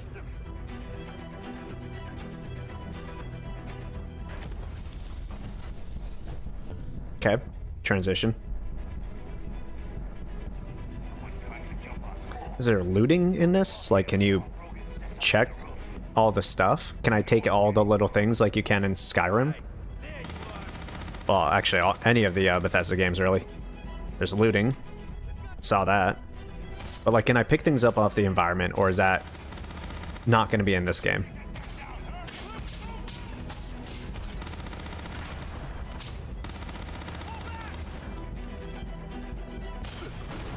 Shotgun. Space shotgun. With, like, square shells. The gritty filter's pretty great. It's alright. Pickpocketing. Or, what is it? Lockpicking, I'm sorry. Not difficult. Not difficult. Probably, if I had the choice, I would get a mod that would just instantly solve it. I'll probably get tired of it after, like, 20 hours.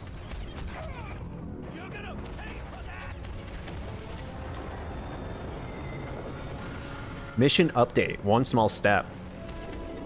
So they're dropping off more dudes. There's drop ships and stuff. AI is a little funky, eh? Dude just walking out there, not even paying attention to you.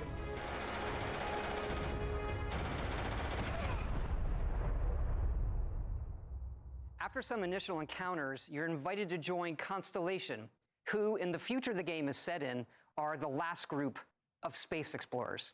To meet them, you'll head to the capital city of New Atlantis. Yeah. Definitely see some Fallout 4 animations. You can tell it's Creation Engine, but it's just their updated version, for sure.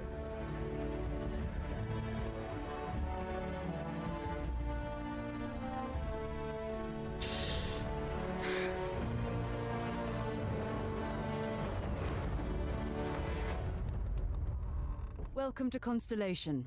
We have a lot to talk about. Better facial animations. Still dead eyes, though. Still that standard Bethesda dead eye. Question of all. What's out there? These artifacts could be everything we've been looking for. As to what they are, what they're building. You'll be part of solving that puzzle now.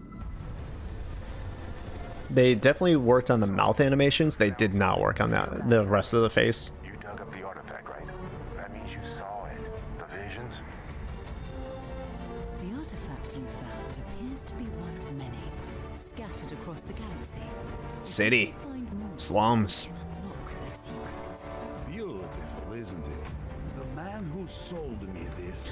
So they're clearly putting out this is the first person view. If you're talking to someone, that's what you'll see, and you'll probably get a dialogue thing. The fleet doesn't follow the rules. Agree to work for UCC staff. Together, we take down these cutthroat pirates. We're not just here to shoot the bad guys. We're peacekeepers. We protect the people. Different factions. Different factions. This is essentially just Fallout 4 in space. I think we can agree based off of everything I've seen so far, with like a few updates. This is just Fallout 4 in space. But we are not stopping. Most Dusties don't even make it. Is that a bad thing? No, not particularly. I think a lot of people, and myself included in some respects, thought Starfield was going to be like the next coming of Christ, right? Like, I think we all expected a little bit too much out of it. And if we temper expectations and we just get Fallout 4 in space, I'll be alright. I'll be content. It's the story you create by who you are and the choices you make. And that starts with character creation. It's our most flexible yet. Now that is a choice to show off, huh?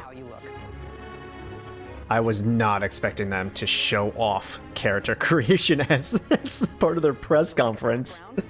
3 starting skills. Says here you spend some time as a diplomat. Will they have a special, like a perk system? There are optional traits, and these come with unique advantages. There it is, traits. There it is. But will we have points that we can get when we level up? Bastion's looking pretty good. Combines the best from our previous games. Mm-hmm.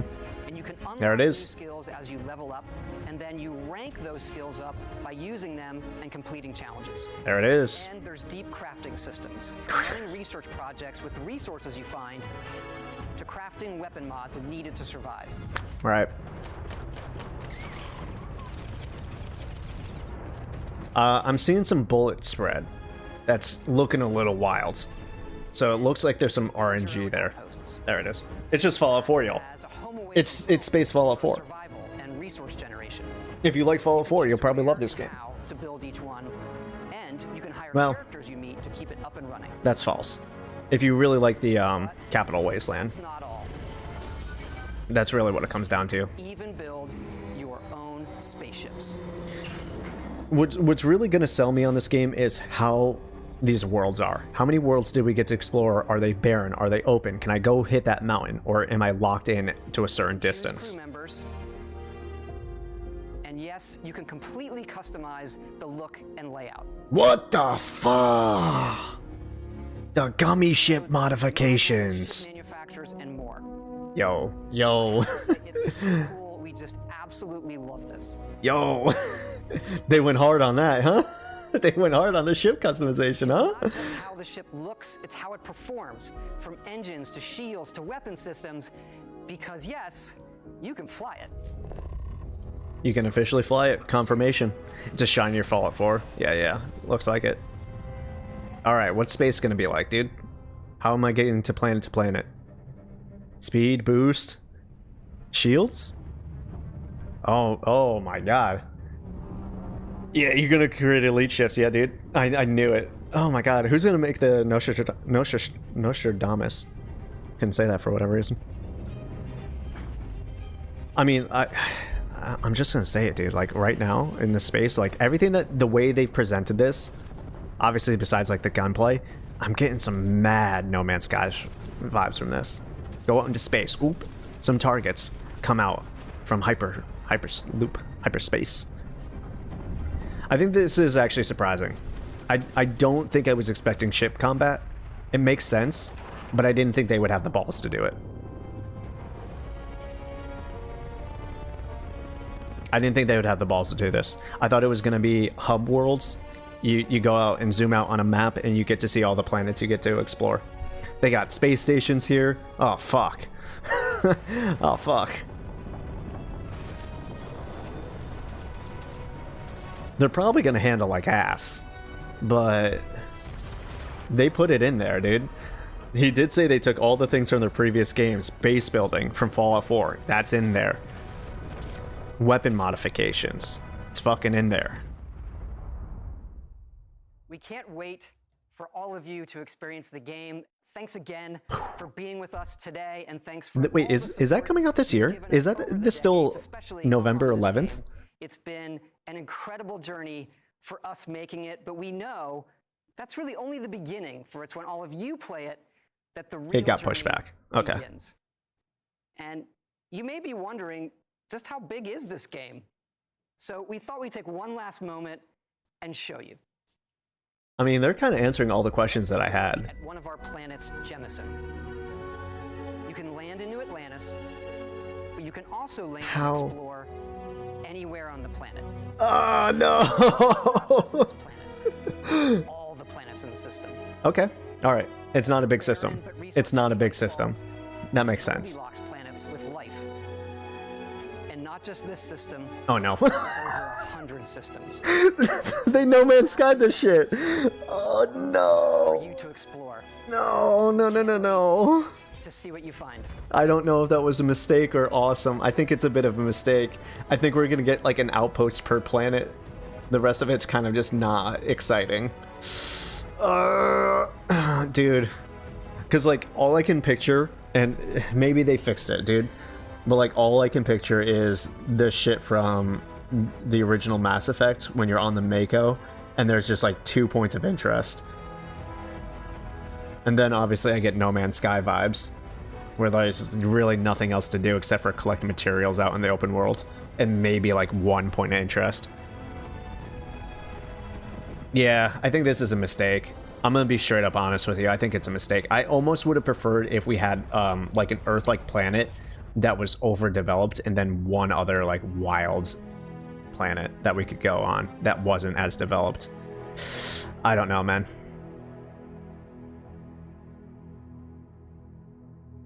2023. I'm still gonna play and enjoy it, but I have to temper expectations to imagine that it's still a Bethesda game, right? It's still a Bethesda game. There's gonna be some weirdness to it, and like you can think, oh, you can do anything. And like when you see Skyrim, you can be like whatever, but there's limitations. Obviously, there's clearly limitations. So go in with tempered expectations on Starfield. Understand what type of game it is. And just hopefully we can enjoy it. Hopefully it's not broken. Hopefully the gameplay loop is fairly enjoyable. And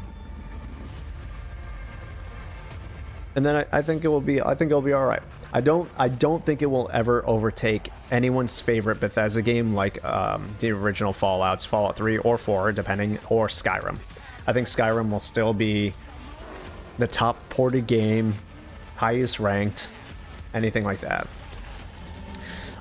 Even if they have a few actual biomes in variety, still better than Elite. True. Still better than Starfield has. No, not Starfield. God. What's that early access in development game that's made like millions of dollars but still hasn't come out in like the 20 years? Star Citizen. It's not still better than Star Citizen, so you know, there's that. You've yet to play a game that you can do everything, that actually has everything in their first year of launch. Yeah. Yeah. It's an ambitious game, that's for sure, right?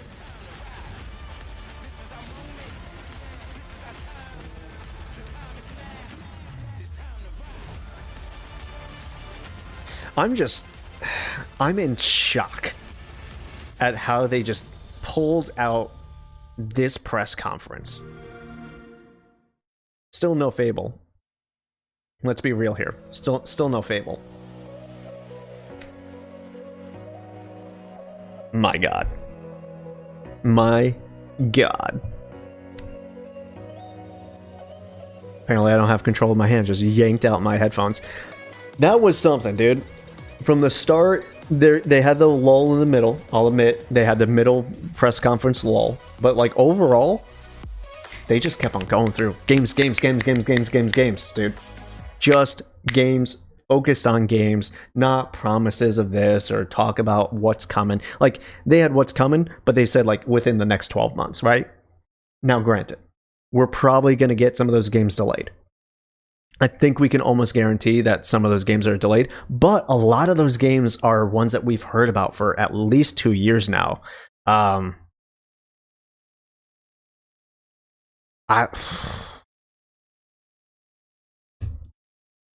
was a good press conference, y'all. That was a good press conference. I've seen years of E3. Years of it. That was one of the top press conferences I've ever seen. Loved how they started this. If one of these conferences did just straight gameplay trailers with a show not tell, I'd be there. I think they did the best that they could, right?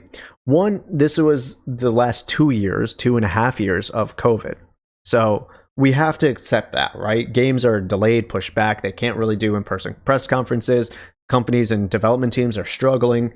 Understandable, right? And we'll never sit there and complain like, oh, they're announcing games too far away. I'm sure a lot of these games wanted to come out earlier, but they just can't, right? God of War hit it. You know, there's a lot of games that this is happening to. For what a press conference is, and almost to the point, I will admit, there's something about E3 that I miss a little bit. I almost miss the goofy press conferences where they pull in all their names and faces and you get to see the awkward cringe.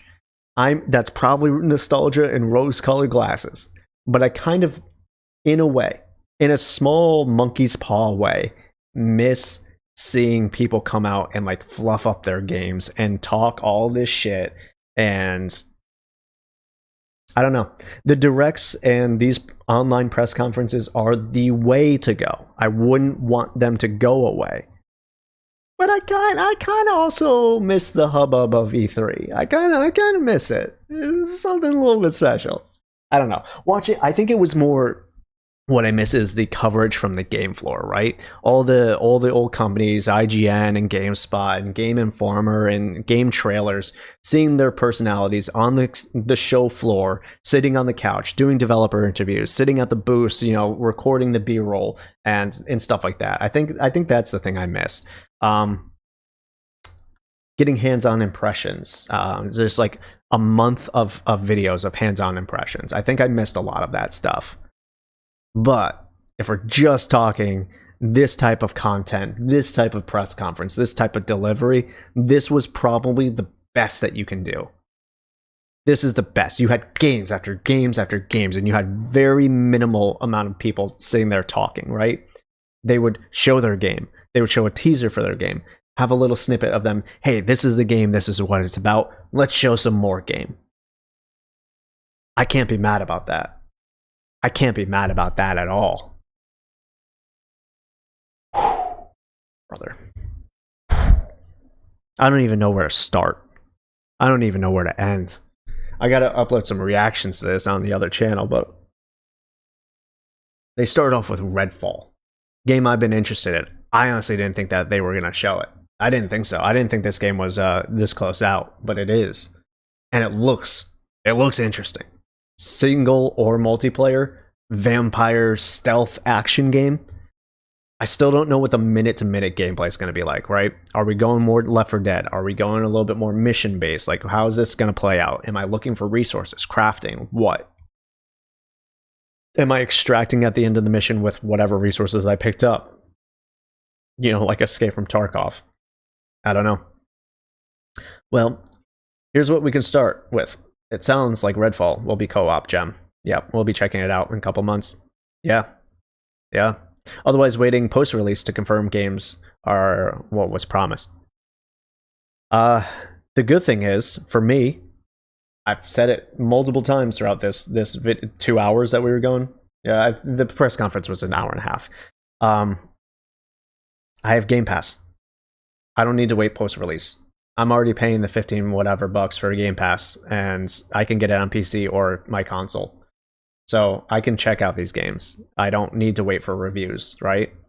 I've downloaded games that I'm like, I have a passing interest in this, but like, you know, and then maybe I play 2 hours and I'm like, nah, this ain't for me. Sometimes they're huge. Speaking of, I completely forgot. On Tuesday, there is another Xbox event where they're going to do deep dives into the games that they showed here. I don't know if I'll watch it, but like, that's happening. So a lot of, like, this was the teaser event. There's another event coming up on Tuesday. So maybe it'll be more that sit down on the couch. Maybe, right? Hold your horses. Maybe they announce some demos for some of these games, right? Yes, a lot of them are coming to the Game Pass. You can play them for free, but like maybe they say like, hey, here are some demos for these games that, you know, you got to see on this press conference. If I'm not mistaken, let's see here. I have it on my calendar. I think that happens at 1 p.m. on Tuesday, the 14th. Capcom has an event tomorrow, I think at 6 p.m. for all the stuff that they've announced. So very similar, another deep dive. So you'll probably see more Street Fighter 6. You might see more on Resident Evil 4. You may. But that's a thing. Also announced. So there's possible two things. There's possibly a Nintendo Direct happening sometime this week. We don't know. No real confirmation. Either it's about Pokemon or it's about just general Nintendo titles. But for sure, the 16th, Thursday, there's the Final Fantasy VII 25th anniversary. I don't know or think we'll see Remake Part 2. But we may see extended Final Fantasy VII media. That mobile one of Final Fantasy VII, where it's like the chibi style, more faithful adaptation of 7.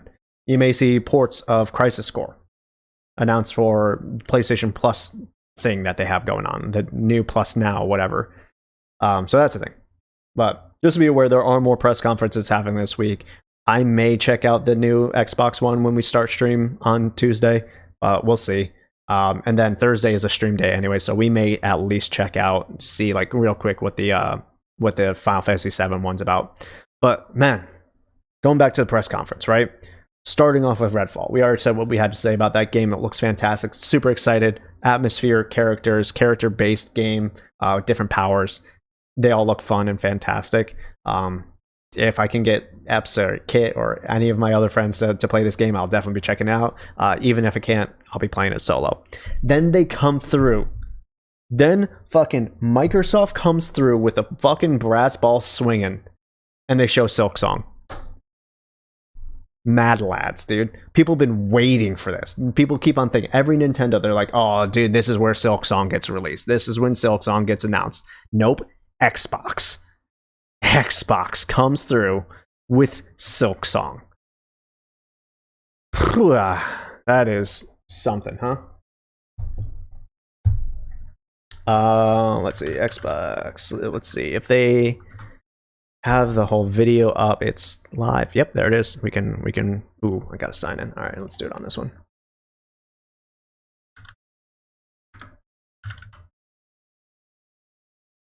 Mm-hmm. 1 hour 35 minutes. Lord have mercy. Turn that off. Let's make that screen a little bit bigger. I can't believe it, dude. I cannot believe it. But yeah, they came through and they said Silksong. That's a thing that we're doing, and you get to enjoy it on Game Pass. Again, I don't know if Hollow Knight's over there on Game Pass right now, but it is a thing that we get now. So Silksong's out there. What do we get after that? High on Life after this. High on Life. Do I remember what this one is?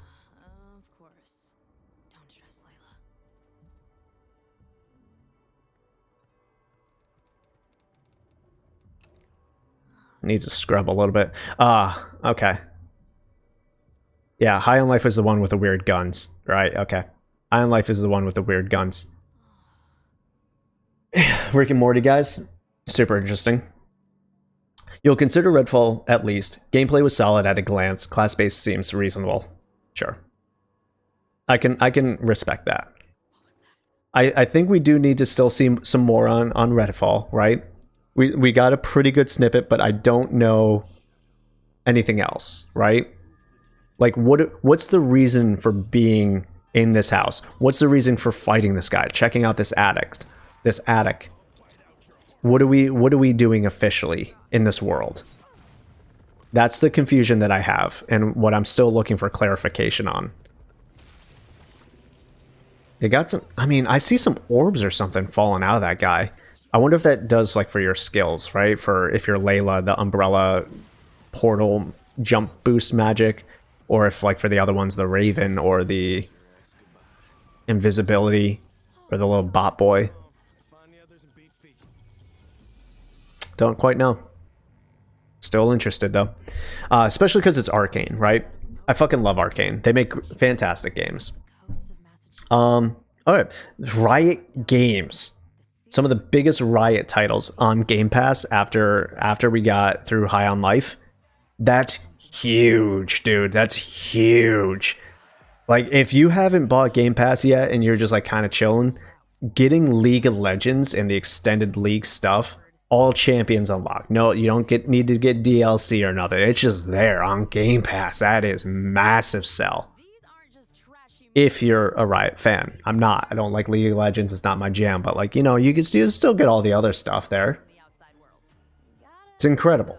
We'll see if they put more Riot Game stuff on there. Who knows? I pay more to not get it. Listen. I'm not a League of Legends fan, but like I can skip right past it. I don't need to download it. It's just options. I'm never going to be mad about options, right? That'd be like saying, hey, they need to get Glee off of Amazon Prime.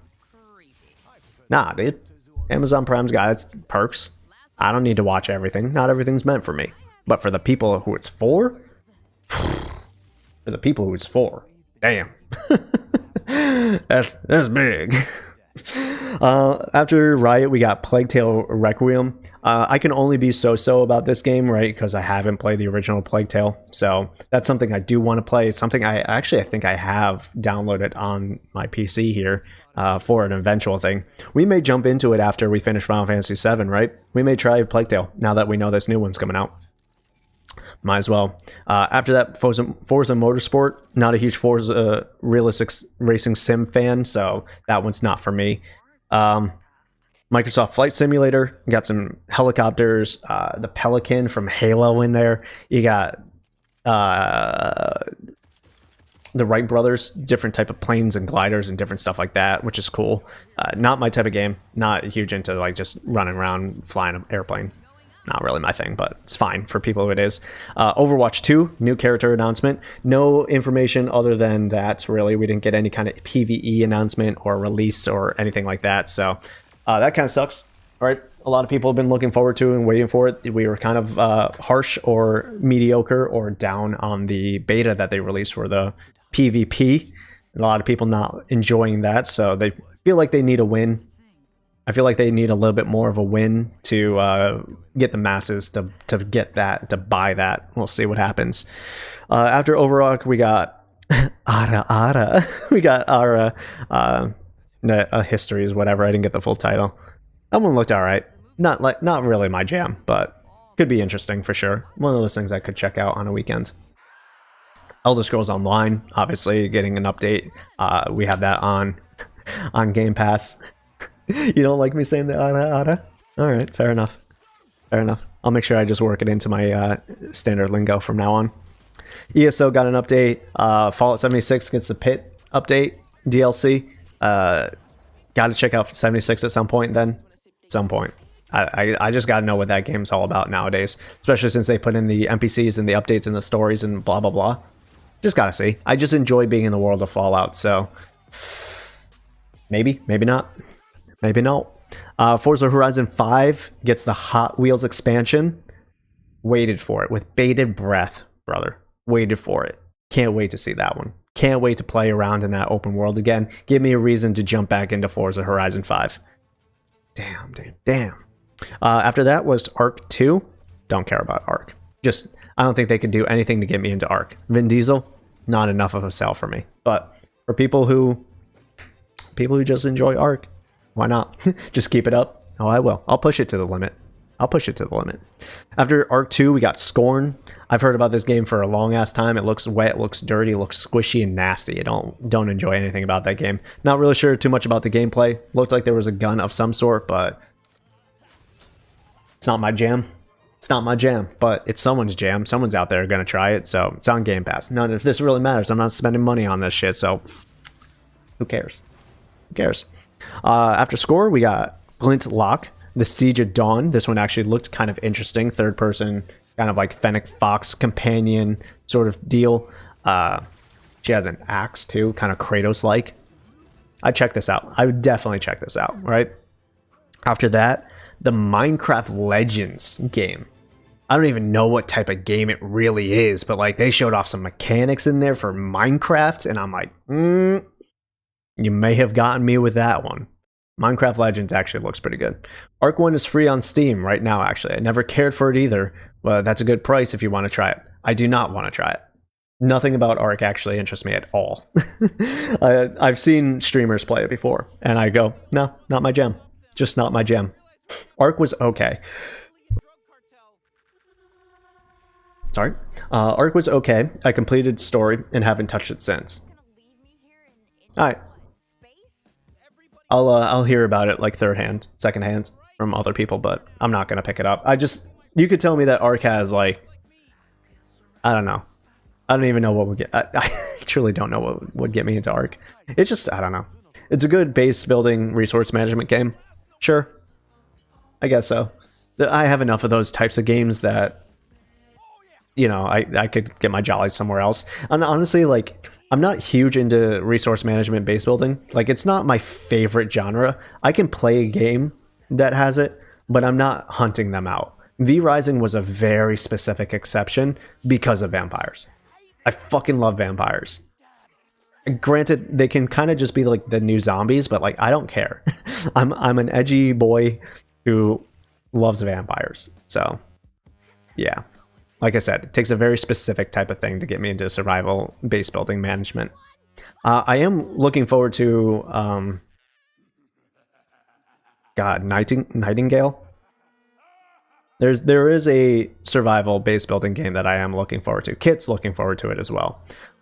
So unless that game comes out with anything egregious that I'm just like, oof, I'm out. That one looks pretty good. Yeah, otherwise you don't see a need to play it much. Yeah. No, not really my jam. I'll leave other people to play that. After Minecraft Legends, we got Lightyear Frontier. That one looked alright. You know, like, I'd give it a try, but I wouldn't go crazy over it. Gunfire Reborn. Thought I had seen this game before, but I'm still not sure. I'm gonna have to look it up later to make sure if it's something that I've seen or haven't seen or whatever it is. Could be cool, but I couldn't see myself playing it for more than an hour. After Gunfire, The Last Case of Benedict Fox. Nice little 2D game with some mystery intrigue. Don't know if that's like a detective story or like a trauma story. Like it looked like it was his dad that he was picking up, diving into memories, but he had like this weird dark persona thing. Don't know. Probably a good 12-hour game at most. I would almost even bump it down to 6 hours. I can imagine that being a 6 to 12-hour game easily. Anything longer, I feel like it would probably overstay its welcome for that type of game. But again, something I could pick up, enjoy for a weekend, and bounce out. Yeah, felt that weirdly Lovecraftian aspect to it, for sure, for sure. That's a good way of putting it, honestly. Yeah, seems like it would be worth taking a look at. 100%, 100%. As Dusk Falls. Oh, right, this is the visual novel one. Right, okay. Not hugely into this one. Let me be honest with you, and be straight up honest with you. I feel bad for these developers. Also, what the fuck is going on with her belt? She doesn't have a belt buckle. Did she turn her belt around so she wouldn't show the buckle? Never seen that fashion choice in my life. Is that the new meta? Is that how French people do? They're like, look at this person with the fucking buckle. Am I gonna be judged going to France if I show my buckles? Anyways, overall, I can't say that this was a game that I was looking forward to in really any respect. The only thing that interests me is that there's 8-player co-op or multiplayer.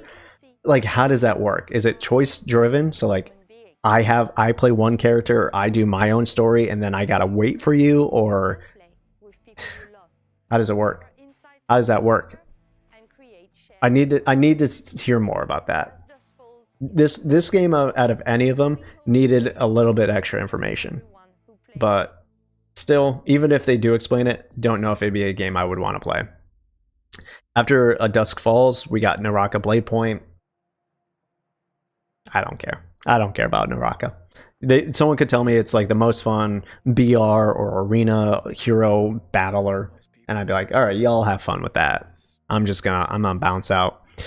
After Naraka, we got Pentiment, which was that cool, like, I'm just gonna call it, I know it's the wrong era, but like 18th century artwork.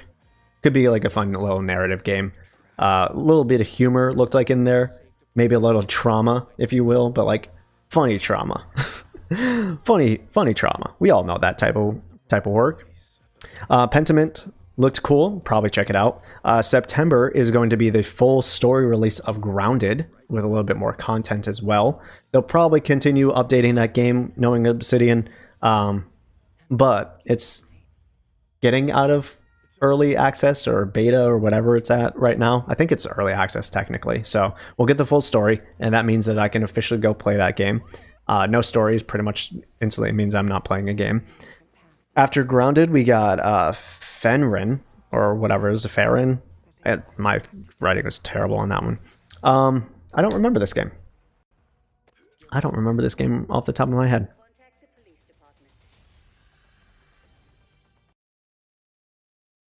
Let's see. Well, let's see. Why don't I remember this game? Because we got like 100 games. Oh, this is the origami one. Okay, this is the stealth one with a fucking cool character. Yeah, I would check this game out. 100%. I think it has an interesting enough premise. It reminds me a lot of Dishonored, with just different powers and stuff. Obviously not whale punk in any respect. Yeah, alright, I would check out Fenrin. After Fenrin, we got Diablo IV, dude. Diablo IV coming through with the Necromancer confirmation. Obviously, we knew that. Almost every Diablo game that I've seen has the Necromancer. Disappointed, though, that there's only 4 classes, right? I figured at some point in Diablo, they would pull out more classes. But it doesn't seem like it. They're sticking with their base classes and then just opening up the world and doing stuff. 5 classes. 5 classes? Barbarian, Wizard, Necromancer. Who are the other 2? Oh, there was like a ninja. Oh, Demon Hunter, and then there was like a ninja, right? Dual-bladed boy. Let's see if we can get to the title screen. Okay. Yeah, so there's Archer, Assassin. Wait. Is Demon Hunter not in this game? Did they change? This isn't a Demon Hunter. Demon Hunter has the crossbows. That one feels weird. Am I mistaking this knife boy? Have they announced who this is? I mean, clearly he's on the screen, right? Barbarian, Druid, Rogue, Sorceress, and Necro. Barbarian, Druid. No. Barbarian, Druid? Over here? This is the Druid? Interesting. I'm gonna have to check out the Druid gameplay. Huh. Sorceress and Necro. Huh. Yeah, alright. Fair enough. Didn't know that. So no Demon Hunter. As of yet. So either they're going to do another character reveal or it's going to be post-launch.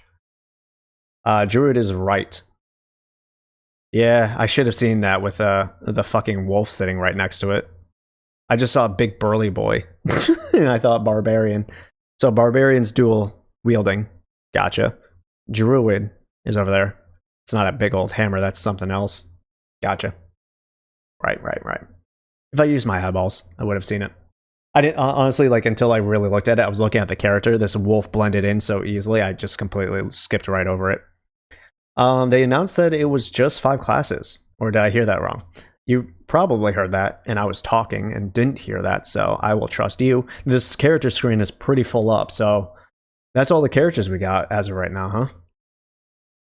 I would expect we get Demon Hunter later, right? Because they did say that this was a platform that they expect to expand on for a few years, quite a few years. If I'm not mistaken, they may have said 10 years. So we'll see if that's actually the case. Yeah, I didn't even notice the wolf. It blends in so easily. It's so hard to see. It's so hard to see. Cool. I'll be checking out Diablo 4 probably. I did, and I do enjoy Diablo Immortal as of right now. I just enjoy Diablo games. I picked up 3. Haven't gotten Diablo 2. Never played Diablo 1, so I don't know how those games are. I've heard, obviously, Diablo 2 is like one of the best ones. I don't know how the remake is, but at one point, maybe I'll pick them up. But for the most part, Diablo 4, you have my interest. If I don't need to spend money on you, then I'll probably play you at the very least.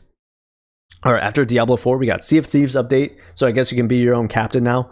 Customize your ship, get different skins, all this fun stuff that I thought was already in the game. Apparently not. Feels a little weird, but sure.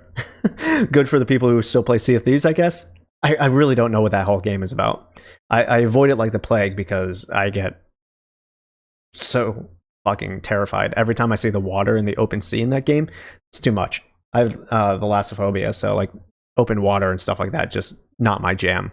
And Sea of Thieves is no way in hell anyone could ever get me to play that game. So I have pretty much gone on media blackout as much as I could on that game because there's no way I'll ever play it. No way. Could be worse. Yeah, you could get me back to playing Soma. That wasn't enjoyable. You could get me to play Subnautica. The Raft. No, thank you. No, thank you. But I don't know. Good for the Sea of Thieves people, for sure. Ravenlock. God, so many games they're starting to blend together in a bad way. Starting to forget what some of these games are. See if I can find Ravenlock. It's after Sea of Thieves. Oh, this was that like voxel one. Yeah, this one looked fun. Could have been worse. I have trouble with heights. I've recently been playing Elden Ring. Yikes. Yeah. Arm Azula. Is that where you're at? Oh, or yeah, maybe the Halig tree. Yeah, I didn't know you had trouble with heights, man. I actually didn't know that. Yeah, especially when we all have our little phobias. Games definitely know. Oh, you cleared it all? Okay, yeah. Yeah, there's definitely some places in that game that kind of makes you go, for sure. Ravenlock looks pretty fun. Ravenlock looks pretty fun. This is an interesting art style with an interesting looking world that I'd be curious to explore. Looks like there's some friends and some not friends. Yeah. Machinery, dude. Some boss fights here in arenas. I actually didn't even see that she had magic. I just saw that she had like a sword and shield earlier, but she just pulled out like a flame attack. Cool. Yeah, I'll definitely be checking out Ravenlock. And then we had after this one, we had Cocoon, which was by the guy who did freaking Inside and Limbo, which were 2 fantastic games. So can't wait to see what this guy does now. He probably made a boatload of money with Inside. That game took over. That game blew up. Everyone was talking about that fucking game for a while. So good for him, right? Good for him for getting money, making games that people enjoy. And now he's making a new one. And it's going 3D with weird time-bendy portal puzzles with spheres and stuff. You did the tree, the crumbling city, the tower that you have to climb up the side of. The tower that you have to climb up the side of.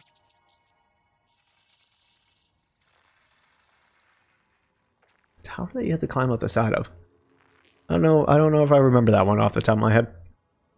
Okay, after Cocoon, Wong Fallen Dynasty. That one was kind of interesting. Kind of reminded me, this is the Toei Tecmo. I don't know really what kind of game this is going to be, like how it's going to play, right? It's from Team Ninja. They've had historically some harder games, Neo and such, Ninja Gaiden. So is it going to be kind of the same way? Or is it going to be maybe like more Sekiro-like? Or is it their own system entirely? Not quite sure. But have some interest. Oh, the Divine Tower. Yeah, for Caelid. Yeah, I remember that one. Yeah. I forgot that you had to... Because, like, there was, like, a small bit. Like, you just had to go through the trees and the roots. I forgot. And then I was inside almost instantly. Yeah. No, you're right. After this one was Lo Wang. After Lo Wang, we got the Persona. We got the Persona release. Persona 3 Portable, Persona 4 Golden, and Persona 5 Royal. It's huge. I was expecting a little bit more, I'm going to be frank with you, but maybe if these games sell really well, or at least get downloaded, I should say, or played enough, you may see some Shin Megami Tensei games over on Game Pass coming over. I'm glad that they're trying to expand their foreign game market, right, with JRPGs and stuff. They had a lot of the Final Fantasies rotating in and out for a while, and they have the Yakuza games. I think they still have all of them up over there. So they're trying. They could be doing a little bit better, but they're still definitely trying. Over the next few years, I'd be interested to see, as like the prestige of Game Pass continues to only get better, how Microsoft and Japanese studios handle this. Specifically because they have fucking Kojima. Right? Jumping the gun a little bit, but they have fucking Kojima up in here. He's making a game for Microsoft. And he said, I think I saw Ep say, like, he did something with cloud. He mentioned cloud specifically. So is he making a cloud-based game, a cloud-only game? It's Kojima. Who knows? Who knows? When Kojima has a thing that he's interested in, a gameplay mechanic or whatever, he's going to use that shit up to the utmost. Maybe it's like cloud cross. I don't even know how to. I don't even know. Like, I'll wait for Kojima to tell me what he's got, right? And then after all the Persona stuff, we got Starfield. We got our first look at Starfield, which was pretty cool. We've been waiting for it. We got it. It looks like Fallout. It looks like Fallout in space. Yeah, probably have access to saves on different devices to perform a task. Yeah, that would be very Kojima. Using different platforms for the gameplay. Yeah, I could see it. I could definitely see it. Almost like it's his evolution on unplugging your controller for the Psycho Mantis fight, right? If it works, right? The problem is, like, for me personally, if I'm in a game, I don't want to really be taken out of the game by saying like, oh, look at a different screen or whatever. So like the Wii U, right? If you think of the Wii U, it's like, oh, look down at the gamepad to solve this puzzle. I'm like, no, don't do that to me. The 3DS, the same way, like, oh, you have to use the 2 different screens. Not a huge fan of that, right? I'm looking at a screen, I'm holding a controller, I don't want to put down something, to pick up something, have to log into another thing, wait for downloads and stuff like that. I did want to pause on this screen. Did we see Atomic Hearts over here?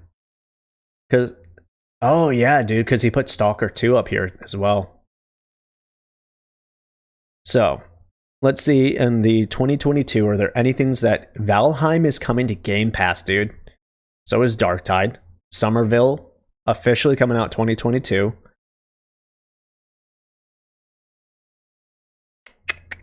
Overwatch 2 High in Life. Atomic Hearts on Game Pass. Yep, 2022. There it is. They didn't show anything here. Halo Infinite Season 3 supposedly coming out this year as well. We'll see what happens with that. Party Animals we knew. Slime Rancher 2 we knew about. Hello Neighbor 2 we knew about. Callisto Protocol is there, but it's not on Game Pass. It's not on cloud or anything like that. Same thing with Diablo. So Diablo 4 is not on Game Pass. It's coming to Xbox, but it's not on Game Pass. Yeah, I don't know if they've announced a release date for Atomic Hearts. I'm gonna be perfectly frank with you. They may have, and I just missed it. They may have. Minecraft Legends gonna need to look a little bit more into that. Wang, Flintlock, Ayudian Chronicles 100 Heroes. That's a new one. That's a new announcement. Legends of Runeterra. Legends of Runeterra is that a release game? Yo, they just oh shit. I think we knew this, but they just dropped Resident Evil 4 remakes coming out on Xbox. Damn. Replaced. Do I know Replaced? I don't know if I know that one. Hold up. Stand by.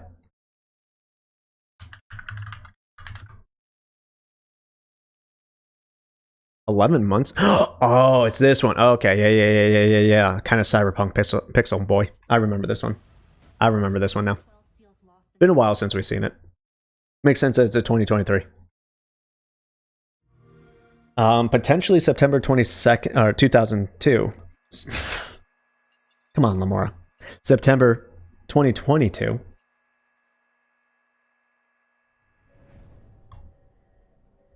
I'm tired, y'all.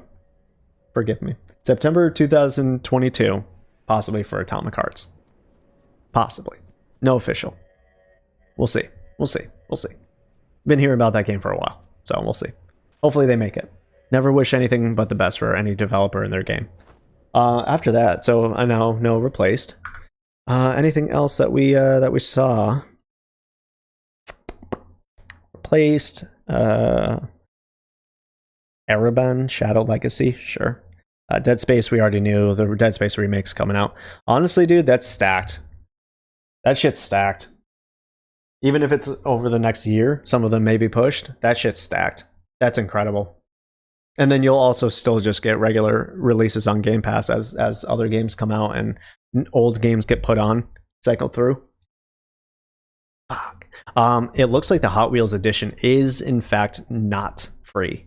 Looks like you will have to pay for that, which is completely fine. That's an expansion. That's a DLC. Makes perfect sense. My God. That was incredible. Honest to God, I can't remember the last time I've been consistently hyped throughout a press conference like this. Like I've definitely had press conferences where it's like, yo, that was a cool bit.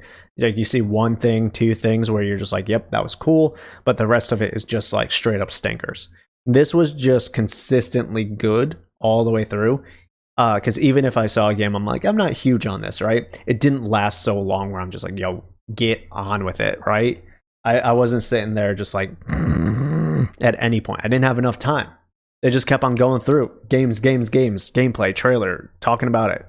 Cool, we're done. Move on to the next thing. So overall, this is a fantastic press conference. I'm so glad that we got to watch it. I'm so glad that they did this. And I can't wait to see what else comes through. I truly and honestly, I can't. But I'm hungry as hell. I haven't had lunch or really anything. I think I had like a single egg earlier today. So I'm going to go think about food for a while. Unfortunately, I'm going to go hang out with some of my friends tomorrow. They called me up today and like, yo, we got a new board game you want to play? I'm like, hell yeah. So no stream tomorrow, Monday. We'll be back on Tuesday. Debate on if I want to do Tuesday, Wednesday. No, I'll probably do Tuesday, Thursday, Friday, Saturday. So I'll probably update my my stream stuff so that we can watch the Final Fantasy VII 25th anniversary.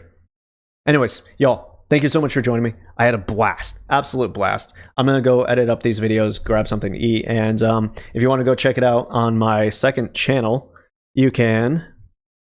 Hold up. Let me just load it up here.